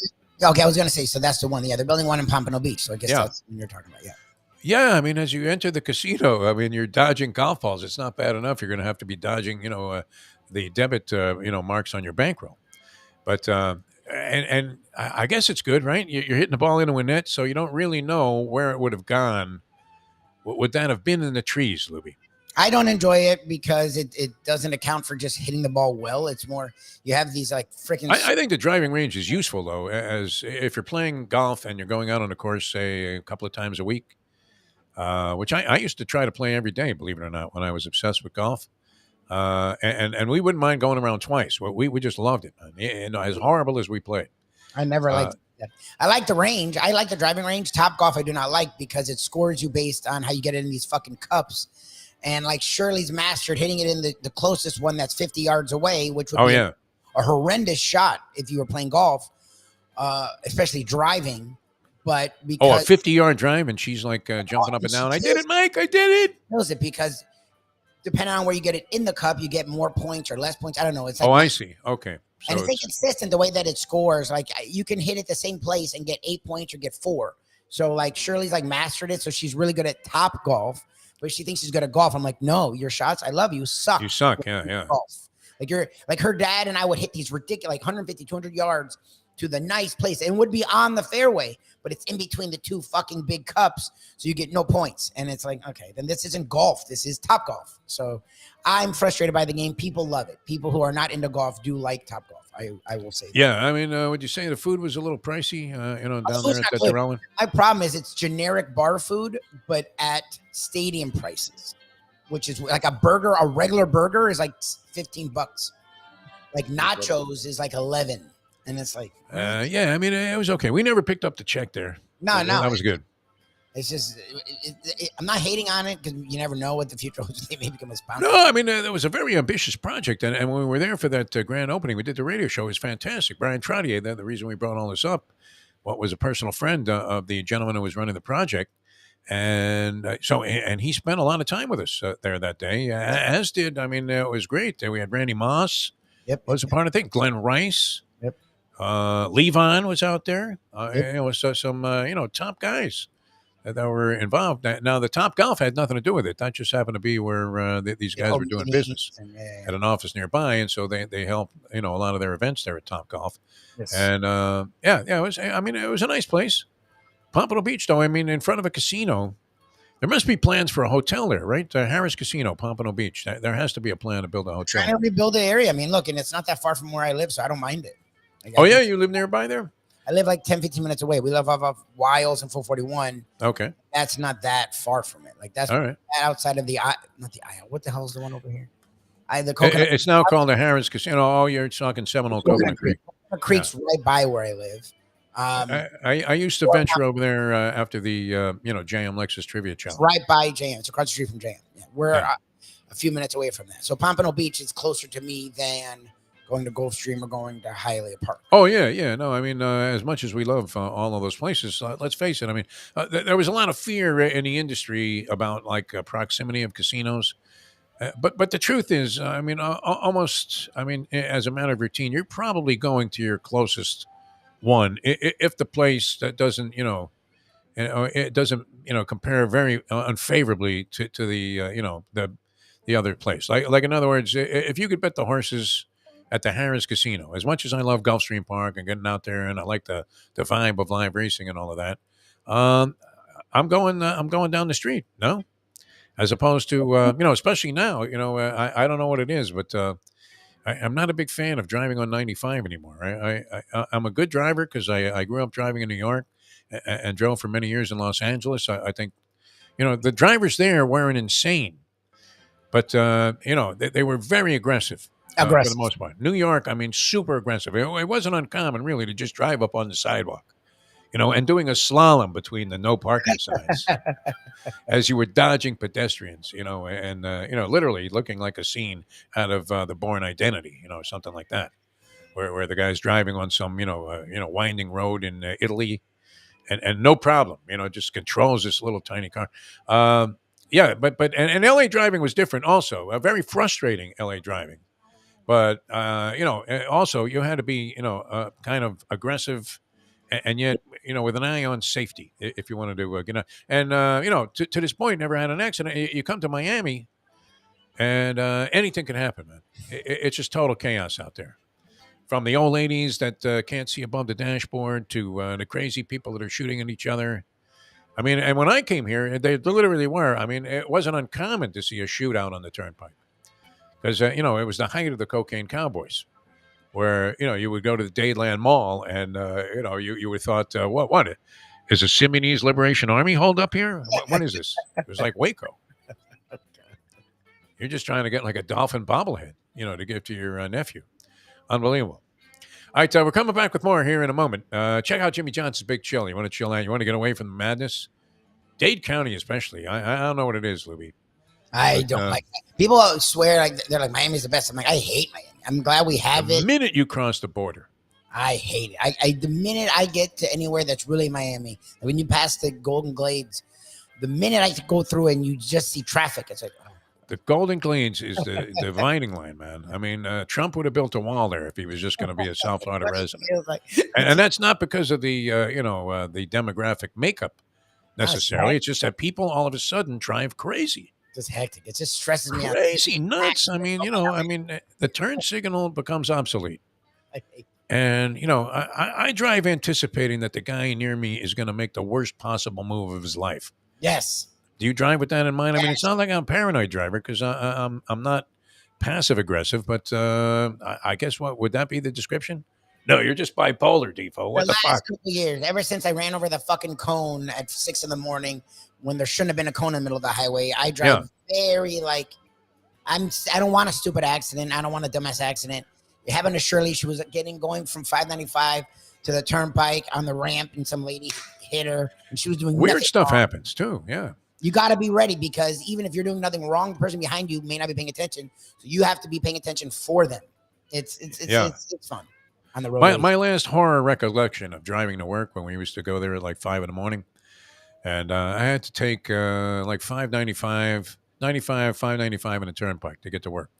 All right. I mean, it wasn't a long drive, about a half-hour drive, but, and you're flying for the most part.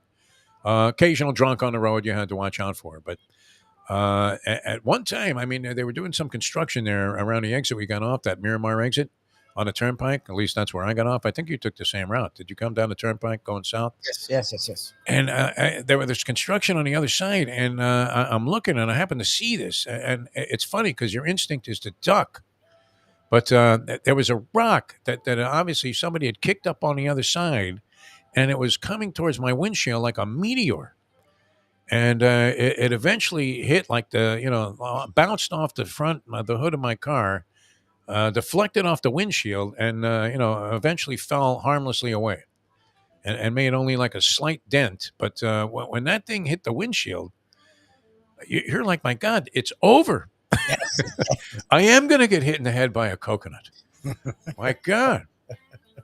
But those are the kind of things that I can still visualize the moment and think, man, I was lucky to skate out of that one. Every now and then, too, I don't know, this ever happened to you where somebody kicks up a piece of a tire ahead of you, and then you can see like a big piece of a tire, like from a truck, like half a truck tire, and it's flying in your direction. And what do? You can't move. Yeah. You can't get out of the way of these punches. Hey, stuck in a corner there. I tell you what, the ref's going to have to take a serious look at stopping this one. I did have a tire piece come and smash out the passenger side of my windshield once on 95. But I mean, weird stuff happens, right? Jackhammers go flying in the air. It's crazy, right? Construction cranes go crashing down. I don't need it anymore, Lubie. Find me a lonely island somewhere in the Bahamas where there's the ability to communicate with people. And, we can do this from there. Wouldn't that be the way to go? Could you live in isolation and get away from the stuff that you love to complain about? No. Segredo does it really well. I couldn't do it. I don't know how Segredo does that. Yeah. How does he live up there in Vermont by himself? I'm good for like a week. With a pair of snowshoes on in the middle of the spring. Like 3 to 5 days. Cool. It's nice to unplug. And then after that, it's like, okay, where are people? Yeah. I need my action. I really do, right? I need a casino down the block. All right. I need a casino. I need to rezone this joint as a casino. Is it possible I can petition the condo association here? And for the outrageous homeowners association fees I'm paying, at least rezone this place as a casino. Maybe I should look into that, right? You know any unscrupulous lawyers that might be able to help me get this done? I might know a few. All right, so we're coming back with more in a moment. Now that Pucks up next. Lubie goes Don Cherry. It's 8:38. Ponies in Style at Champions, the outstanding simulcasting room at beautiful Hialeah Park.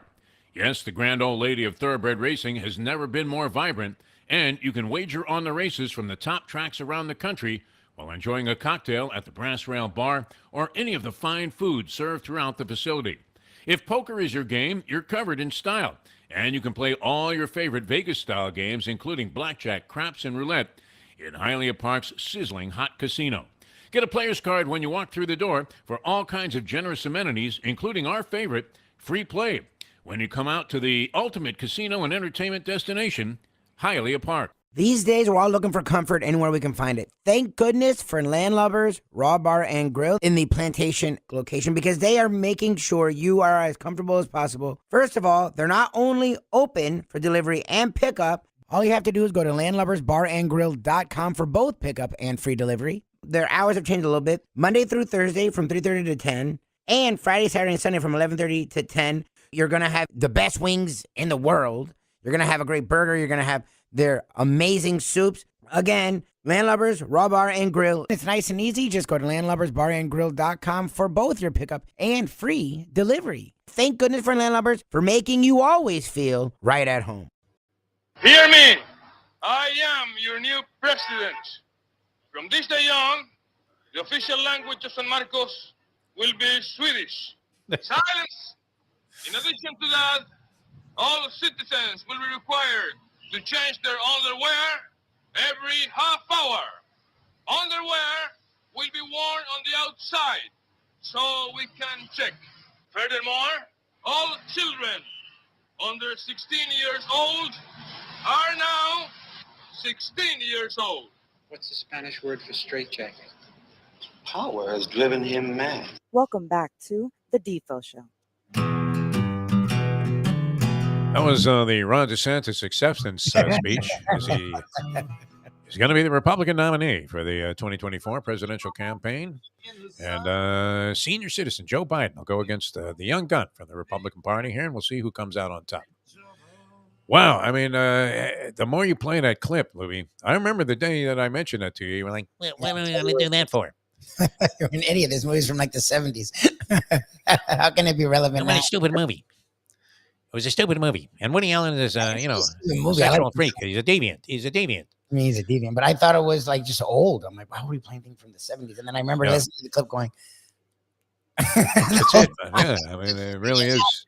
I'm like, oh no. How about that Bud Hay Abbott guy out there in Texas, man? He's onto something. Abbott, it's like Abbott and DeSantis, like, which one of us could be crazier? They should run together, man. Oh, my beer. DeSantis and Abbott, yeah. VP and the president. Lord spare us. All right, the Cats last night, they had a chance to clinch. Lubie, the Islanders fall on their face. Yeah. They did a pratfall. It was Jerry Lewis City there. And we're not talking about the telethon. I mean, just an absolute pratfall, as if Dean Martin himself had said, "How you feeling, Jerry?" And, straight on their face, they lay an egg. The Washington Capitals with 0 to play for. You always love a team. See, in hockey, where they don't have teeth, that they will go ahead and dig in and be a spoiler. You don't see this always in the NBA.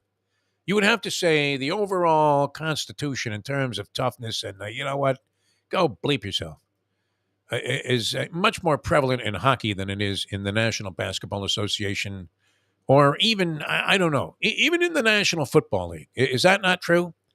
I guess you could look at the Detroit Lions last year and their victory in Green Bay on the final game of the regular season that knocked the Packers out of the playoffs and saying, okay, there are teams, well, you would expect no less, right? In terms of, who's coaching there and, what the Lions' reaction was in that ballgame. Because, that they are inspired by that tough mentality that's, exhibited right from the top. But, I mean, look, in the NBA, right, aren't they just going to throw in a towel like the Dallas Man? I mean, that was such a chicken shit move, Lubie. How could you respect it? In the NHL, they don't do that, right? Oh, no. You don't ever hear tanking. Look, and maybe the draft's different. Like the Panthers have drafted top 10 my entire life. Yeah. You couldn't convince these players, though, to lay down. Exactly. That's the thing. The coaches and the players, there's no way. Like, and even the thing, like, you could bench guys, and hockey's a different sport too. Scoring is so often like by chance and luck that even if you have backups in, it doesn't mean they're going to play any worse. Like, you can still get victories. You don't hear tanking. Couldn't Dan Campbell be a hockey coach? Feels like it. Yeah. It feels like a sport where the coaches haven't changed that much. Yes. Like in baseball and football and basketball, you'll get the new age analytic guy. You don't really hear about that with hockey. I will say that. You don't hear about the new age. Nobody knows what the coach does in hockey. What does the coach do exactly? Does anybody know what the role of the coach is? That's a good They question. don't seem to be doing anything. I mean, they really don't. They make faces and they bitch a lot. Yes, I was going to say they yell. I don't know. You know what, though? They must, just do an amazing job because how the hell do you know when to come on and off the ice? Like they do it automatically, like it's nothing. And yet the game is utter chaos out there. That's what it feels like. Hockey's always felt like chaos to me. Chaos. And they're like, and yet you can see, sometimes you can see a distinctive coaching style. And that's always a great benchmark for a coach where you can say, oh, okay, that's so-and-so. Even if the style sucks, like they said about Roger Nielsen, who was the, Dean Smith of hockey. It's much more wide open. I mean, there's more scoring, considering the fact that the goalies are huge now. And with the pads that they wear, I know they've often talked about, various restrictions, kind of like it was a NASCAR event, right? Well, we can't let those engines run like that. Right. I mean, so they put the, restrictor plate on them or whatever that is, which is like, okay, so what's the fun of having a car then at that point? May as well just be driving a Chevy Vega around the track a couple of hundred times. It looks impossible to score, doesn't it, Lubie? You would have no reason to believe why scoring should be up in the NHL, which I want to say it is, and by a measurable margin, where it's up significantly. That being said, you have the Panthers in a game last night against Toronto. Now the Maple Leafs, I want to say, are what? They're already locked into something, are they not? I think they're a playoff team. I mean, they're really good. Yeah, they're good. And the Islanders are playing the Capitals, who are out of it, right? I mean, regardless of Ovechkin's brilliance, Caps are out of it. God damn, the Maple Leafs, first of all, are second in is it the East? I don't know. Or must be the East, yeah. They're fourth. I don't know how the fuck it works out, but they're fourth in points or fifth in points. Boston got 131 points. Like, they set a record for wins this year. Didn't they have 114 or something last year? And that was some ridiculous amount of points. Like, who the fuck? They are, I guess, they have a game or two left, and they have either they've set the record for wins, and I think they're going to set the record for points if they haven't already. In hockey, they lost a total of where you can tie and all this crap. They have 12 losses for the entire year. No, they've been brilliant. Bell to bell. Bullshit. Yeah. Like, what the hell? Like, Warriors. Is there any way that they failed to make the Stanley Cup Finals? And if they do get there, do they win it this year? A brilliant season by any standard. Hockey's Brilliant season. weird. It And, just feels, no team in NHL history has had a better season. Think it about that. seems like when the team does some crazy regular season stuff, like the Lightning won their cups the years they weren't dominant in the regular season. Yeah. The Panthers were dominant and then were a total disaster in the playoffs. Like it feels like Who was that clown coach they had last year as the interim coach who clearly choked in the Panthers, playoffs? Andrew Burnett. Yeah, Andrew Burnett, yeah.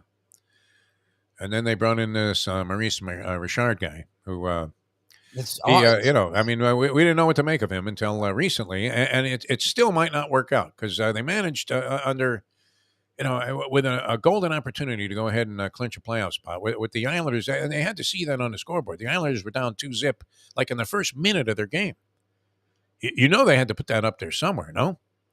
Islanders losing 2-0. They knew it. Yeah, you're not supposed to scoreboard watch, but I mean, there's no way. I don't know if you can in a hockey game, right? I mean, you have intermission.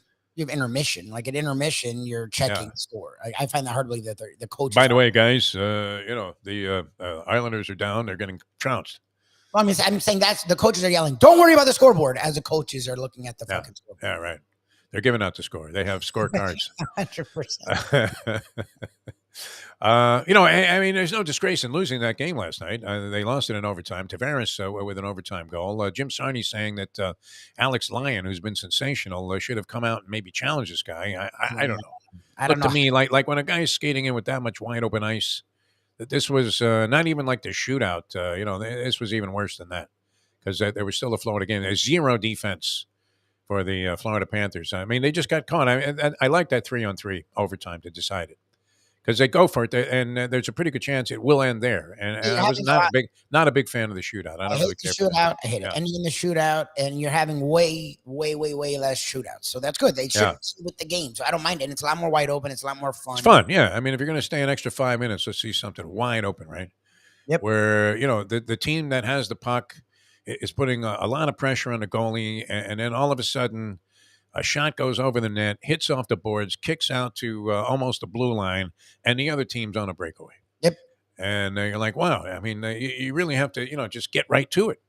And when you have the opportunity, and obviously in a 3-on-3, you're going to be able to possess the puck in your end for pretty much as long as you want. Yes. If you're just, passing the puck around there. Shoot the puck, Kozlov. But, I don't know. I mean, the game was not televised, was it? I mean, was it on some other channel besides it wasn't on ESPN, or was it? ESPN Plus, maybe, which I don't get.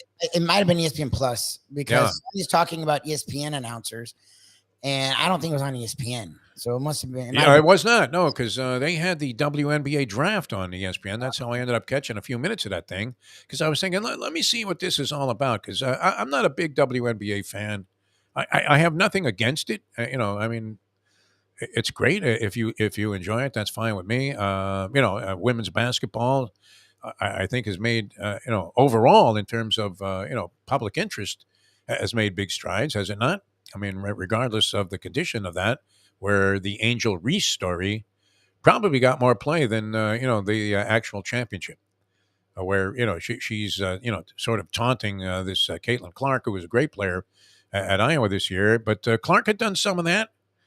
And they dismissed it. And maybe do we not understand today's kids? I mean, let's not forget these are kids. No, we're talking about like 19-year-old girls. It's not a today thing. Larry Bird and Magic Johnson. Larry Bird was a shit talker in the 70s. Jordan was a shit talker in the 80s. Isaiah Thomas was known to talk shit. I don't know about the 50s and 60s if they. You don't think Rodman was talking his share? Rodman talks shit. Shit talking's always gone in sports. We just. When women do it, they're supposed to be genteel. I don't know. We didn't do that here, but I will say this though.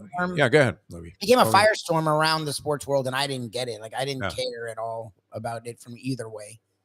In sports, I'm not a fan of taunting opponents. I'm much more a fan. Maybe this is too old school, but guys, you knock the guy down, you lend a hand and pick him up. You're competing, but you can't lose sight of the fact that it's a game. Look, I'm all about sportsmanship. I was never a shit talker because it always shit talking, has its place. It always comes back to you. Like you talk all this crap and then you end up losing by 5. So now you have to hear it, and I just hate hearing it. I can't stand it. So I'd rather if I say nothing, hopefully they leave me alone. Like I'm just not. I've always been a fan of being a good sport and all that. However, I don't judge others who do it. I mean, it is what it is. Like, So you're not going to be like yelling, miss it, as the guy's on the free throw line. no. Okay. That kind of thing. I mean, look, yeah, you want to exhibit some sportsmanship. I'm a big fan of that. That I would have to say, Angel Reese. I mean, in spite of, you know that Caitlin Clark was doing similar things. I don't know that she was necessarily getting in somebody's face and doing it. Doing by their And then on books. top of that, so be the be the bigger person. Just because you just beat them. You beat and broke their heart by denying them a national championship, something they may never be in a position to do again. And just show some class and dignity. Would that not be the way to go? I would have preferred to see that. Let's put it that way. But are we going to be overwhelmingly condemning of Angel Reese? I don't know. People wanted to put it on racial terms then, the way this was being judged. And I thought, you know what? These are like 19-year-old girls, essentially. I mean, how irrational is the lovely Shirley at times, in your opinion?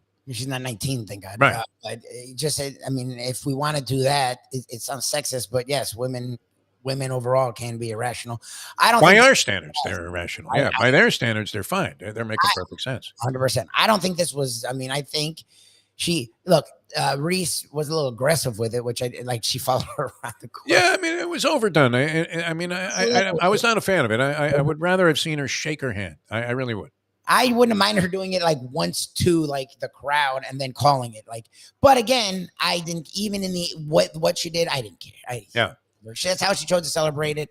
Caitlin Clark did it every goddamn game. Caitlin Clark did it a lot. Caitlin Clark, from what we've heard, talks a lot of shit. Yeah. And Caitlin Clark openly admitted, yeah, I don't mind it because I do it a lot. Okay, so she was good about it. Yeah. Deserve it. I've earned it. Good for her. Yeah, of course. That's my thing. Like, if you're going to talk shit, first of all, like Brian says, back it up, which Caitlin Clark and Reese. Reese is only a sophomore, and she averages like a fucking double-double. So, yeah. they both. No, she's very good. I mean, big catalyst. Good for her. Whatever. For LSU. And Mulkey doesn't seem like the kind of coach. I mean, she's talked about in less than flattering terms by a lot of people. Gino looks good compared to Mulkey in a lot of people's opinion, which I don't know enough about her to say. The outfits, I mean, definitely look like they came from a Liberace garage sale, did they not? We're unloading all of the outfits from the estate. They finally decided to, get rid of some of this stuff that was in Liberace's closet for the last. When did he check out? Many years ago. A while ago, yeah. I don't think he's alive in my life. You think old Liberace, still had the outfits somewhere stashed away? I'm sure. Because if he did, Kate Mulkey found them. Kim. I think her name's Kim Mulkey. What is it? Kim Mulkey. Kim Mulkey. Why did I say Kate? We got Katie Meyer. Yeah. What do I know about women's basketball? Nothing. They were celebrating, though, this draft as if, it was the greatest draft in WNBA history. They were really very positive about the whole thing. And, it's kind of nice to see that something means something to, a person that's been out there like working hard, and, has some talent. And obviously it helps if you're a woman and you're 6'7", right? The 50-foot woman got drafted. Would the 50-foot woman have been the number one draft pick at the WNBA? I would imagine so, no? That would have been as much of a lock as Wemby. Grant Long, I mean, did he sound a little optimistic that Wemby would become a member of the Detroit Pistons? I feel like I'd rather see him there than with Houston. Like, I know how you feel about Houston. So I'm not a fan of Tillman Fertitta. I really have been like in an interview where I was tempted just to hang up the phone on a guy, and say, you know what, you're an asshole. Goodbye. That makes for good talk radio if you do that, and you're the host of a show and you invite a guy on and then you hang up on the guy. Yes, we've never done that. That's not something we do. You're not in this to show somebody up. I mean, people always say, "Hey, Jesus, you got to ask the hard questions or whatever." I mean, it's not like you're going to dodge sensitive issues with certain people, but I mean, if you're inviting a guy on your show in general, it's usually to portray them in a somewhat favorable light. No, I'm all about delving into the tough topics cordially. That's what we do. You have to at least get on the topic. You have some politician on talking about a stadium issue where the public's going to be fleeced. Like, Lone Shark Park, for example. Well, one of the worst deals in sports history. I bet if you, did a survey of this and actually did some research you would probably find this to be, I mean, there have to be some really atrocious stadium deals, no? Is there somebody that really tracks this stuff? Rick Horrow used to track this kind of stuff. Remember Rick Horrow? Not one of my favorite people, I would have to say. I love that you're bringing up Rick Horrow. Did he come on our show? Yeah, he came on our show and he was like obnoxious, wasn't he? When he came on, I've been offered him a ton of times, and I know your feelings on him. So Yeah. we had him on maybe once where you okayed it. You're like fine, and I had never had him on before that or after that. yeah. He just like he had an arrogance about him that rubbed me the wrong way, and and I was thinking, okay, good for you, you're some big shot, right? But I mean, is there somebody that tracks this, and it would be interesting to see because I want to think, just judging from the conversations we had about it, is it Carlos Alvarez? No, he's a boxer, right? Who's the guy that was? Alcaraz, Carlos Alcaraz. No, Carlos Alcaraz, is the tennis player. Who was the guy, the politician from Dade County? That Carlos Jimenez. Oh, okay, yeah. Carlos Alcaraz. We got to win in the French Open. This guy, he's like in his 70s. He's a representative now, I guess. What? He's a U.S. rep, is he not? Carlos Jimenez. Jimenez, yeah. Okay. Carlos Jimenez. I want to say we have it right at this point. I remember he used to come by the station. United States representative. Yes. Yeah, and he was a local politician, but I guess that still is local in some senses, but now of a national level. But he was a local guy. He was a councilman or something, and he was one of the guys that was voting, I think, on the stadium approval, which he was the guy that was making sense, believe it or not. Even though I think he's stuck a flag in the ground and taken a very right wing position since then. Yeah, right. Like Viva Havana type of position there. Where I don't know what it is, but he's down there with the kind of right wing Republicans in Dade County, and fine. I mean, he seemed like a decent enough guy, but on the stadium issue, he was absolutely, on the money, literally. Where he was saying this is one of the most bizarre swindles that you will ever see, and we're going to vote for it, and they ended up approving the thing. And look, we have Marlins Park, or Lone Shark Park, which is doing what benefit overall, Lubie, as the Marlins fall to 4-7 after another atrocious. The neighborhood's not any nicer. That's another one of the stupid ass things that they always say. Like it's going to make the neighborhood nicer. Yeah. Neighborhood sucks. It's fine. I feel bad for it's cool. 8th Street is like sort of a South Florida haven kind of a thing, but it hasn't. But in general, you're thinking as you're leaving your pool there, in Broward County, you're thinking, I'm probably not schlepping down there to get a Cuban sandwich. No, no, not often. Yeah, not really. Or to go to a ball game, for that matter. I mean, so a lot of people were saying that the place was OOP, out of picture in terms of especially some guy from Palm Beach has a legitimate beef. Although the great Tommy Hutton goes down there. Yes. I suppose this is true, and we've said this about sports fans when it comes to attendance. If you really want to go to a game, and there were always these excuses. It was part of a general sports conversation about South Florida sports fan, which you were having the other day with the great Barry Schwartz right here, or Brian Schwartz, on the. I want to make him Barry. And you're having fun with names today. Yeah, no. The mind is going. I mean, I don't know if it's the drugs or what, but at any rate, there was always this debate about what good was this going to do?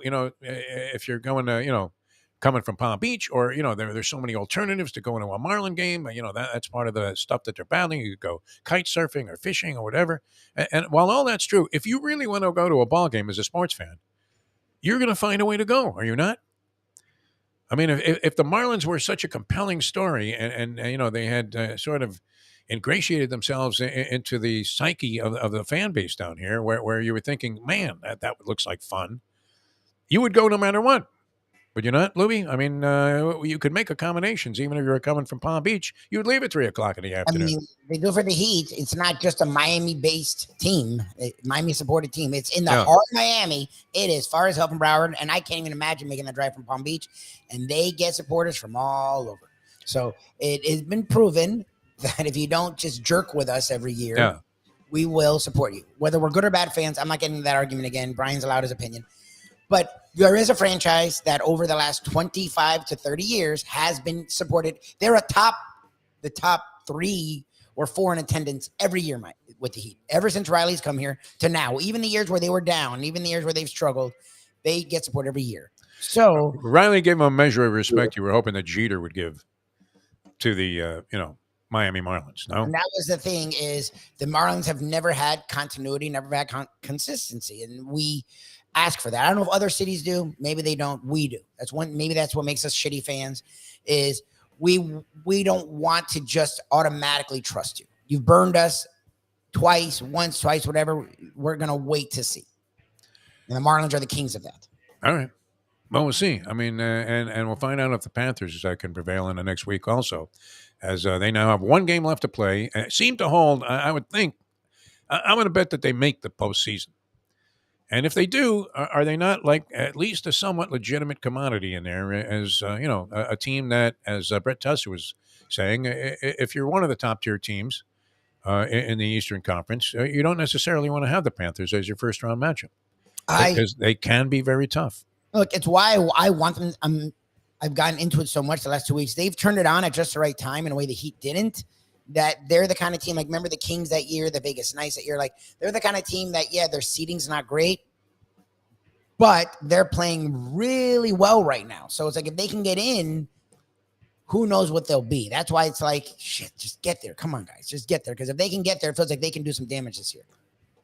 Yeah. Well, who's getting very sensitive about this Panther conversation is Jim Sarney. And we don't mean to upset Jim because,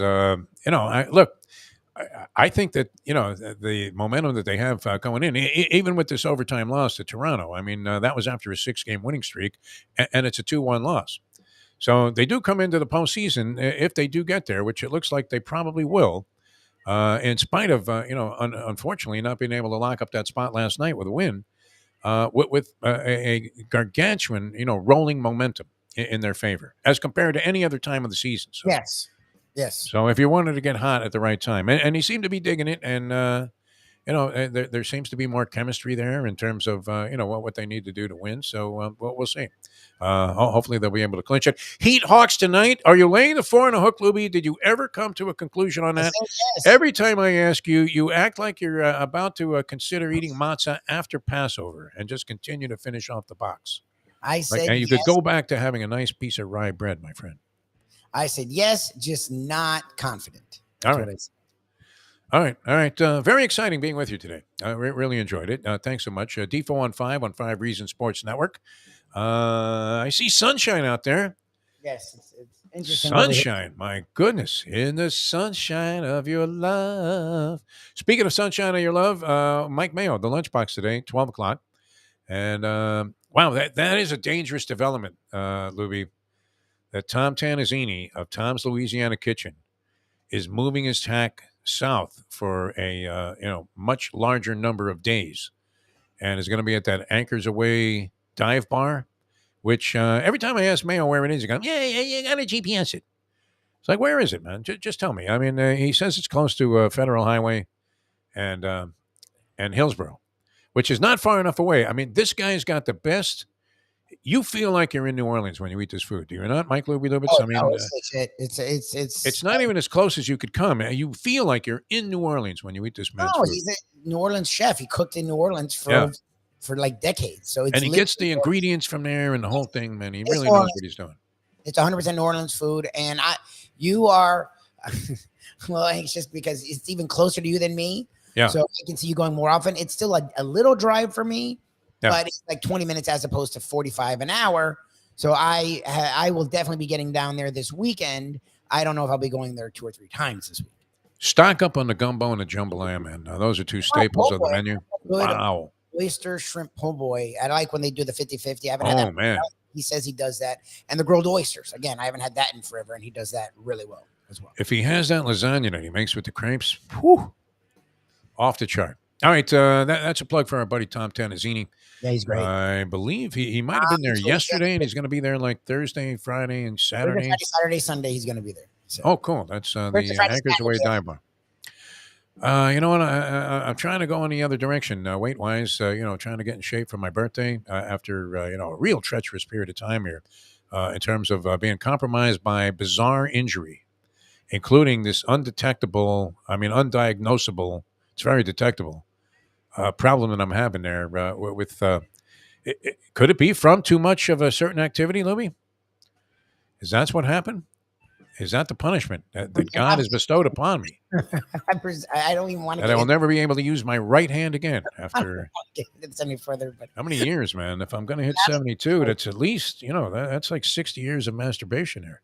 It's a lot of masturbating, as we've done on this show. All right, I'm hoping the Heat win tonight. I would like to see the season continue from the conversational standpoint. I don't know that I want to get into Heat off-season discussions because I think they're going to be limited in terms of everybody says that in terms of what they're going to be able to do. They are snookered, Lubie. No, so they better take it as far as they can this year, my friend. I think it's actually what I thought last offseason would be is what I think. There's now enough disgruntled stars, where it's like what Scoop told us yesterday. It's not that they want to get out because the Heat are strapped. It's they want to get out and the star wants to come here. Yeah. If you have Luka, Dame, Bradley Beal, and I think Levine wants out. There's like 4 or 5. Oh, and Trae Young. I don't want Trae Young as a Heat. I don't really want him, but between those 5 guys, I don't want to build a team around Trae Young. He'll probably, if you score 40 tonight, beat. My thing is, they're not building it around him. That's the difference. Here, you would know it's Jimmy Butler's team, and he would have to know Jimmy Butler's team. But anyways, they need shooting. They need a guard. He would actually be what they need. I just don't know if I want him either because he doesn't play. They need Fred VanVleet. There's enough star players that want out or their teams want them out that they may actually be able to get someone. Because usually if you want out, one of those guys is going to want to come to Miami. He'd have enough talent there where they can make a trade and they could still win, and people love this area, and they don't have state taxes. Sells itself. So all right, we got to run. We got Mike Mayo's Lunchbox, 12 o'clock today. We'll talk about some food and many other things, if possible. And we'll come your way at 12 on South Florida Live, and also Let's Eat South Florida, the Facebook page. Good place to pick that up. A lot of people catch us there because 102,000 strong. That's a nice little captive audience there of foodies and people that like to hear about all the different dining that's available around town and just general food discussions. Had some mussels the other day at the casino, believe it or not. Faraday's, very good. They were very good. Not as good as the mussels that were in the soup at the Aruba Beach Cafe, but good in their own way. All right, we'll see you at 12 o'clock as we leave it on that. Thanks for tuning in, everybody. A lot of fun being with you today, as always. Thanks to Grant Long for joining us. He was a blast. And Lubie, good time all the way through. So we'll see you next time as we leave you know that. You ready? I'm ready to hit the bell, yeah. I'm fucking going. Had a guy tell me he loved that just the other day, man. It was amazing. It's 9:09. Let's go to eat a damn snack. Look what they done to my soul.